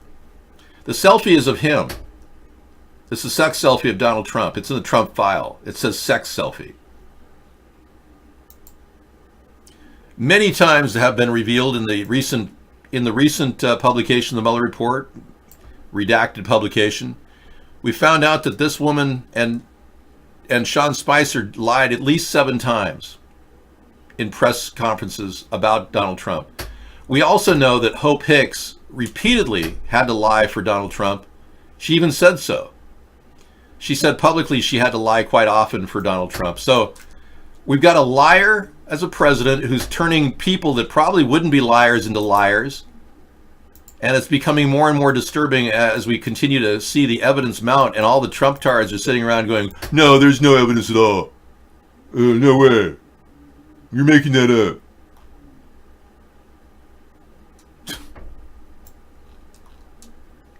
Anyway, I'm sure we'll hear complaints from all of this by Donald Trump as he continues to act like a baby and pretend like he's a leader of the free world when he's just a man who's afraid to do anything real. Yeah. We've got a list of things that he has not accomplished. Let me do something real quick.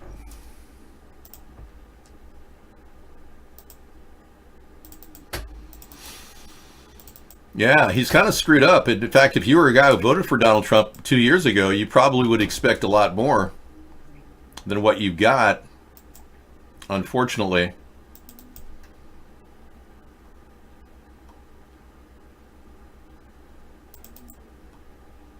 I keep threat files and I keep all kinds of files in our show.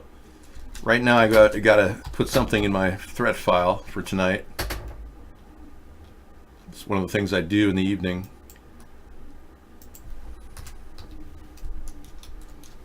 4.19. Yeah, we had a guy paste this in our room. His name was Mad's Mom. And it really typifies what's going on here.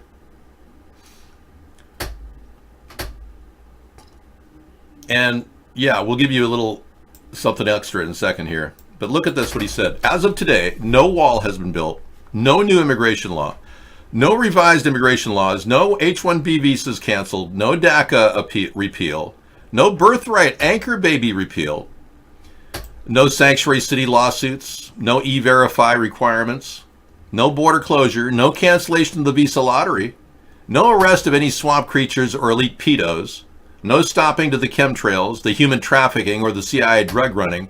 No stopping of the 5G, or GMO food, or vaccines, or fluoride, or chemtrails. No support for Assange or WikiLeaks. Donald Trump has essentially turned a blind eye to all of these things that you people voted for him. And I want to add no prosecution of the Clintons. I'm going to write that. No Clinton prosecution. Because many of you think that, oh yeah, Donald's going to teach the Clintons a lesson. No, Donald is owned by the deep state. They've got enough dirt on him with sex tapes and monetary loans that they can control him. All they need to pull is pubic hair and they've got him to do whatever they want. Now, Misanthropy made a very astute statement last night. He said, a generation of narcissists willing to give up every detail about themselves if it will make their life slightly more convenient, at the same time becoming more and more helpless and mindless. That's brilliant, really. I mean, it describes our generation as we're being cultivated for a more police state. Well put, Misanthropy. Good job. Yeah, so we're really on it, man. I mean, there's no other group out there that has this level of commitment to stopping the corruption in our country than what we do every day. And it's really not enough, because obviously we need a large quorum of support here in America that we can't reach because they're still censoring us pretty hard. But the world is watching. That's the good thing. We'll play more of the architect who built the Notre Dame electrical system recently and said there's no way a short circuit could have happened. We've got video of that tonight we'll be playing. Moi, je vois mal parce que, bon, ça a été d'un travail colossal. Et puis, vous savez, c'est comme dans tous ces chantiers de monuments historiques, surtout à Notre-Dame, on a un encadrement technique, normatif, de contrôle, etc., qui est considérable, qu'on ne voit nulle part ailleurs, qui est considérable. Donc, he's saying that they took such great care in developing the electrical systems with numerous redundancies that there would never be a fire.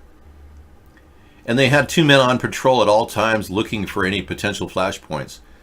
Now, they had a warning of a fire 23 minutes before the actual fire at Notre Dame, which means somebody in the group that was setting those fires, which we showed you on top of the rooftop, evidence, somebody in that group must have reported the fire in advance to try to save the ancient church, over 800 years old. Thank you for supporting me in Amsterdam. Yes, let me show you the picture of people setting fire. They had enough pre-time to actually intercede and look at these things. Check this out. I'll zoom in for you. They had plenty of time because 23 minutes prior, people, said there was going to be a fire, and so there were people looking at the roof. Lo and behold, they saw somebody setting a fire. So if this a plan by somebody in the Illuminati to get a lot of money donated for the church to burn it down, it's a typical insurance scam, really.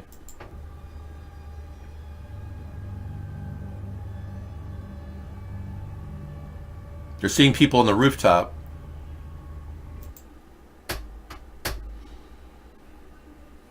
Though there could be more that we don't see.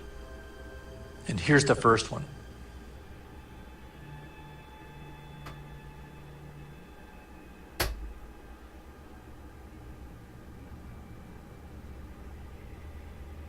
And here's the second flash. The second one I saw much quicker. The second flash. See that? And here's the second flash. Right there. And here's the second flash. So that looks to And here's me. the second flash. Okay, that looks to me like somebody threw something down a pipe and it blew up. There's always a pipe. Oxygen reaches the top whenever there's an incendiary device put down a pipe. That's the fire being started going down the ventilation system. That's my best bet. He's focusing on a JPEG. Yeah.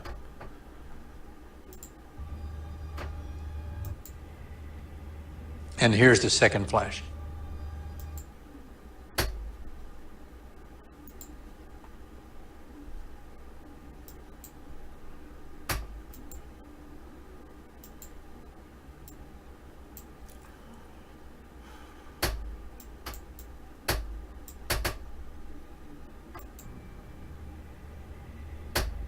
And here's the second flash. Oh, that's undeniable. You can't deny that that's not a flashpoint. Yeah. I don't care what you say, but it's definitely a flashpoint. And I'm sure it's an incendiary device dropped on a pipe, and whenever you see something blow up, you'll see a flashpoint at the edge of the pipe. I believe the building did burn, yes. I do. I believe that Michelle Obama was across the way on a tour on the river outside on a day cruise, drinking some sort of a Chablis or whatever they served her. Looks like urine. And she's toasting, and you can see the burning fire in the background as she drinks. It's like they all gathered to talk and engage in a lively dialogue, fully knowing that there's going to be a major disaster right in front of their eyes. Yeah. I don't think it was energy. I think what it was an incendiary device dropped into the ventilation system. That's what I would be looking for if I were the arson investigator. But you know what's really suspicious is they've already decided that it was a short circuit. I mean, how do you have a preliminary decision that quick unless you didn't really check? That's the sure sign of a cover-up. You're actually going to sleep? Wow, good job. Okay, you get some rest and come back later tonight if you wake up. We'll be here. So the goal is to stop the New World Order. That's why we're building this third party. We're dealing with total collusion in our government with a two-party system and Russian Zionists and AIPAC Zionists. So I think in lieu of all these factors, there's a more and more reason, a compelling reason to build this third party and continue telling people about it. I certainly would love to be able to reach a larger audience, but doing that is not something that I can necessarily manage on my own. It takes a lot more effort. I'm not like Buttplug, who has the entire Democratic Party to talk about him.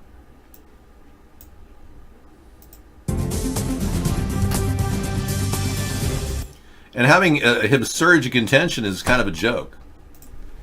If the Democrats put up Buttplug against any other person, I'm more than willing to, run on either side at that point, just to stop this ridiculous, deviant tendency in our society to endorse sick, bizarre, deviant behavior. I mean, if Buttplug wins the national award for or national support among the population, then hats off to Buttplug. But I seriously think that this country is not headed in that direction.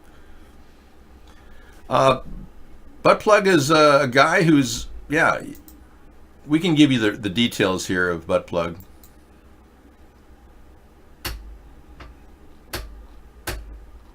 Oh, that was the wrong story.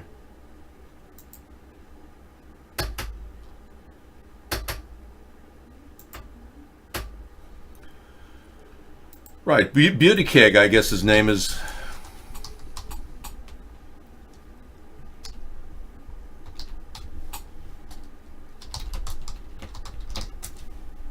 All right.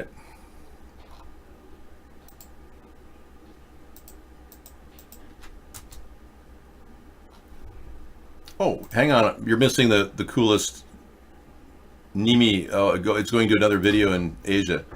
Okay, thank you.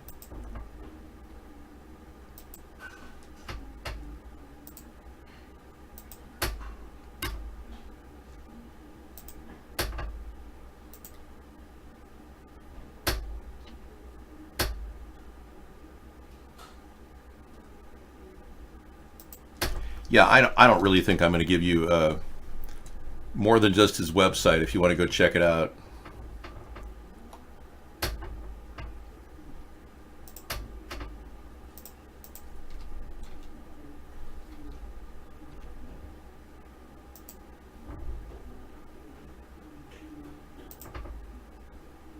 Well, it's really being difficult. I think it's telling me that if you want to go check this out, you better look at it yourself. Yeah.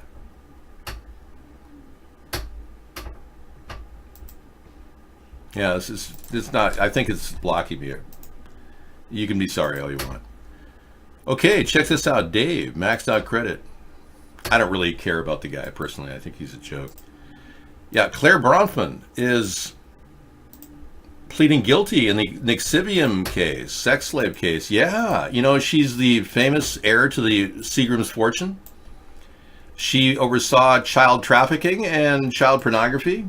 And Nixivium wasn't just about girls that like to get tattooed by Rainier and having sex with them. It was about solicitation of children, too. She's pleaded guilty.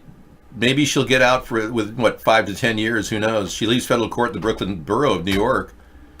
Bronfman has pled guilty to charges implicating her in a sex trafficking conspiracy case against an upstate New York self-help group. Wow.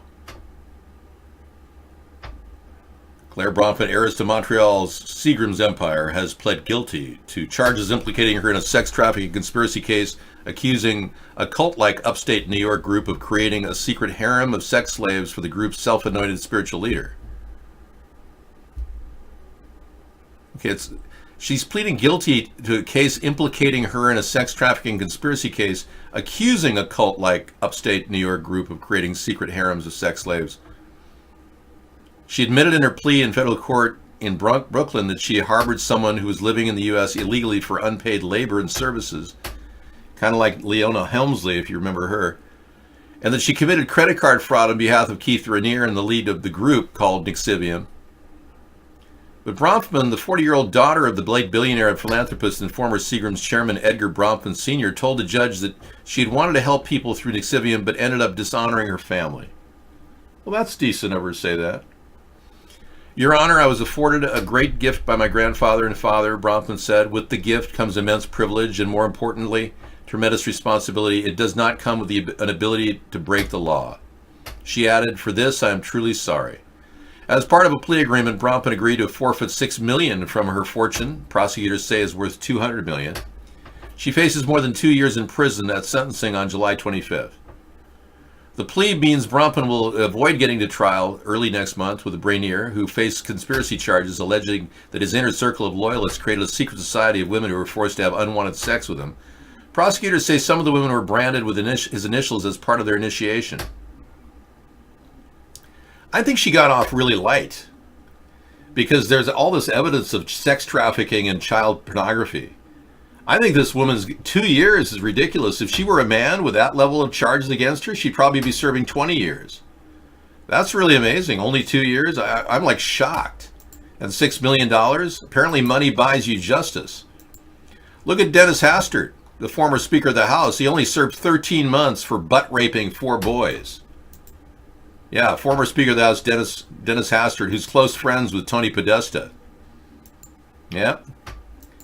Well, Epstein's been mentioned, judges are implicated, but what's really interesting is Bronfman goes deeper. There's implications that the Clintons are involved in this, and that's all being hushed up, too. Yeah, I'm really kind of shocked that she only got 2 years and $6 million. That's really a light sentence for her. Wow, that's amazing. It's like a colic I have up here that patted down. Good boy, David. Good boy. Oh, that's a good boy. Hey, if you don't have a pet, just pet yourself, right? Oh, that's a good boy, Dave. Yeah.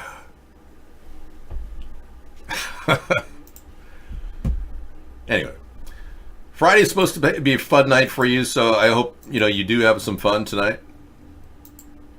Facebook's in deep water. Mark Zuckerberg probably should be replaced with a better CEO. Yeah, they're just blowing it left and right. Apparently, they took 1.5 million users' email contacts and put them in a text file and unintentionally uploaded the email contact of the 1.5 million new users in what seems to be the latest privacy-related issue faced by the social company. These are the people that tried to change their names to protect their innocence from the recent grab of information. Now all of their information is public. It's unbelievable the bungling that's going on in Facebook. How can these people be worth millions of dollars when they're that incompetent? They're claiming the underlying glitch has been fixed according to a company statement, but that is such a crock of crap that they all make so much money and they don't have any solid privacy. Okay, we got germs in the immune system. George Carlin. He's going to talk about germs in the immune system. That'll be good. Kind of timely related to vaccines. And reminding you that they can fuck with you anytime they want, as long as you put up with it. They can screw with you anytime that you want, as long as you put up with it. There you go. Yeah, we have a Facebook account, but on my timeline shows me going in and out maybe 3 or 4 times a year. Only once people send me Facebook links does it show my timeline. And we got Coachella tonight. That'll be fun. I love live music, but we're hoping some better performers are going to come on board tonight. So we'll be looking at some of Coachella. With second week in a row, 2 venues, today and tomorrow. All right. Yippee-yi-ho. Okay, and you said that among those defendants is Allison Mack, the TV actress best known for her role as young Superman's close friend in the series Smallville. Yeah, she's going to be tried too, but I think all of them are going to get light sentences. I think they're very powerful. I think the people in this Nixivian cult are so connected, they're all going to get light sentences. But you take any Joe Blow, average guy, they throw the book at those people for what these people have done. You probably see 20 years thrown at people like Bronfman. It's just not fair. It's ridiculous how these people get off with such light sentences, and the real hard criminals are these people. The highest number of sex offenders are located in Washington, D.C., yet the lowest amount of prosecutions are going on there. The highest number of children being taken from their homes and abducted is in the D.C. area, like Virginia Beach, yet they don't have any serious prosecutions underway. They're protected. The DC people protect, the top people protect the pedophiles. That's the truth. Now, if you're an insect right advocate, you'll be happy to know that all of the 180,000 bees that occupied the upper section of the Notre Dame Cathedral survived. They've managed to find new places to build their nests. So, yeah, I know some of you really care about bees. France also issued a call to arms for architects from around the world to compete to design a new spire to replace the one destroyed. The 5-year plan for rebuilding the famed cathedral would have it finished in time for the Summer Olympics in 2024, when millions of tourists are expected to visit the French capital. But Parisians like Blanche say there's no rush to rebuild. Okay, yeah, no rush to rebuild. You know, like I said, we can take it easy. There's no big hurry. I think they could, easily just park it for a while and clean up the dirt, the carbonization, vacuum. There's going to be a lot of that going on. I'm not sure if they're going to have any ability to cover the rain problem, because that's going to be dripping in rapidly. There's no end to the rain. It's coming. Yes. It's what happens when this country, France, has a rain season that's regular. I'm looking for something. You'll have to excuse me. It's seemingly taken a trip down my list of things in my lineup. Freedom Friday should be about stopping violence among cops, and I will impose a plan to limit violence. Underpaying federal funds to police officers that do not get special training to avoid killing people. If they don't agree to this training, they won't get their funds, basically.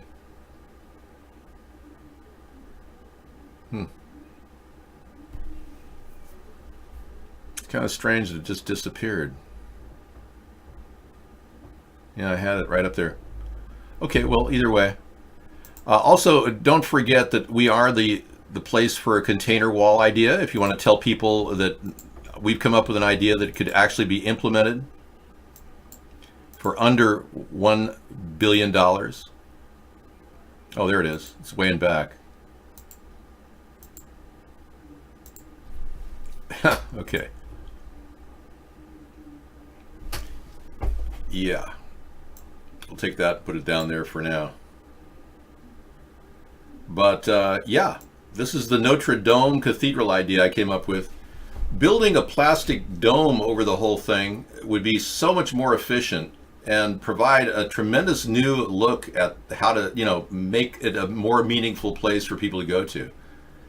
I don't know if they're ever going to build it up the way it was. I think that's ridiculous and way too of a bold plan to duplicate the work of people from the 12th century. It's almost impossible to imagine. But building a dome over the work that they have, that they can restore, makes total sense to me. And they have, what's really interesting, and this is an idea I haven't suggested, but they have three-dimensional views of the actual entire inside of Notre Dame. They have actual photographs of everything. You can go on virtual tours of Notre Dame. And I was thinking, if they do build a dome over it, wouldn't it be great to be able to project the inside of Notre Dame on the inside of the dome?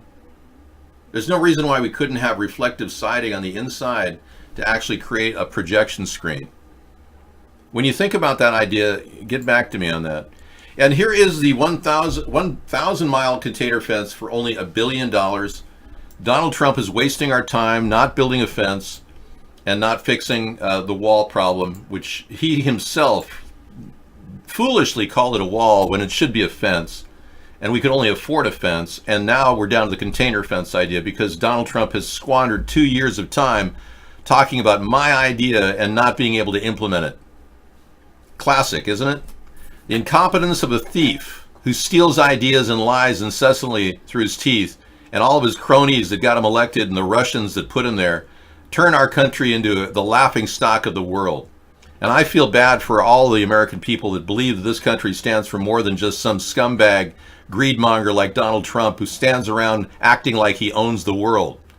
This country shouldn't ever put somebody like Trump in the White House again. We should have had a method to vet him. All of his assets should have been in a public trust. Never should have been allowed to profit from the White House while he's standing president. It's absurd to think that this man isn't working for foreign entities because he's got so much leverage against him financially.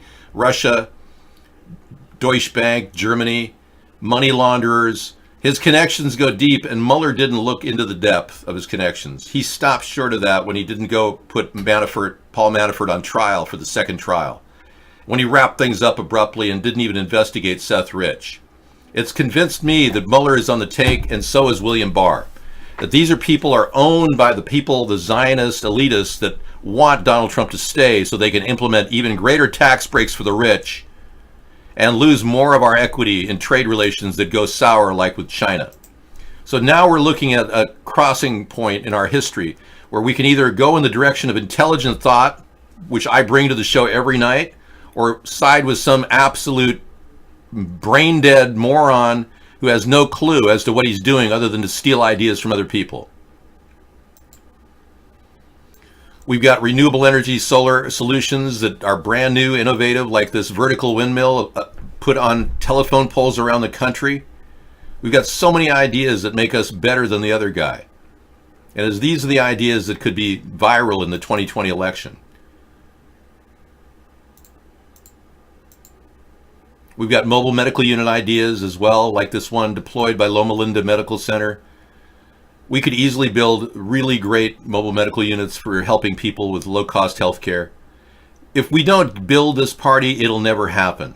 We'll never be able to challenge these two parties, and we'll be sitting back wondering, wow, we wasted the most important opportunity of a lifetime. And you know, this is a very small window that we're sitting in right now. The internet will be shut down very quickly in the next 10 years. And the only reason why I'm reaching a broad audience on a nightly basis is because I put myself on the line. I took a big risk by doing a blackface video in 2008 and 2009 to make fun of Barack Obama, only because he is a New World Order puppet, just like George Bush, just like Donald Trump. I've been fighting these elitist puppet presidents from the very beginning, and I can tell you, I'm not going away anytime soon, so thanks for coming in and at least watching the show and taking part in what we do every night. We need solutions like this rapid response mobile medical unit to solve problems in this country. We can't do it talking about it. We're getting there to the point where we could actually make this happen, though. All right, everyone. Thank you for coming in. We'll give you a little last message here of chemtrails being dumped on our heads to remind us of what's really happening. And I'll see you guys later. I'll be back with Sustainable Saturday show at 5 p.m. tomorrow. Thank you.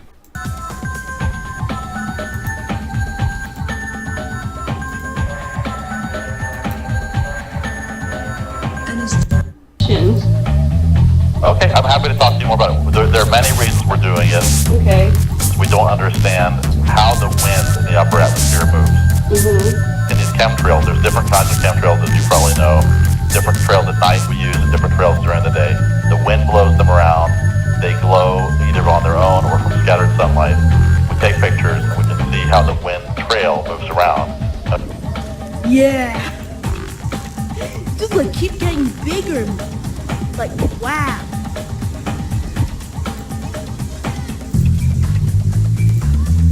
Look at the sky! This is the most beautiful thing I've ever seen.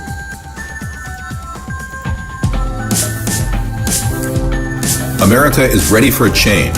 A third party is the change we need. Accountability in government, term limits for Congress, media verification, and a fresh approach to fixing our environment. We need a new direction for our nation. Join us in the middle of the political spectrum for our nightly commentary and discussion at America's Third Party.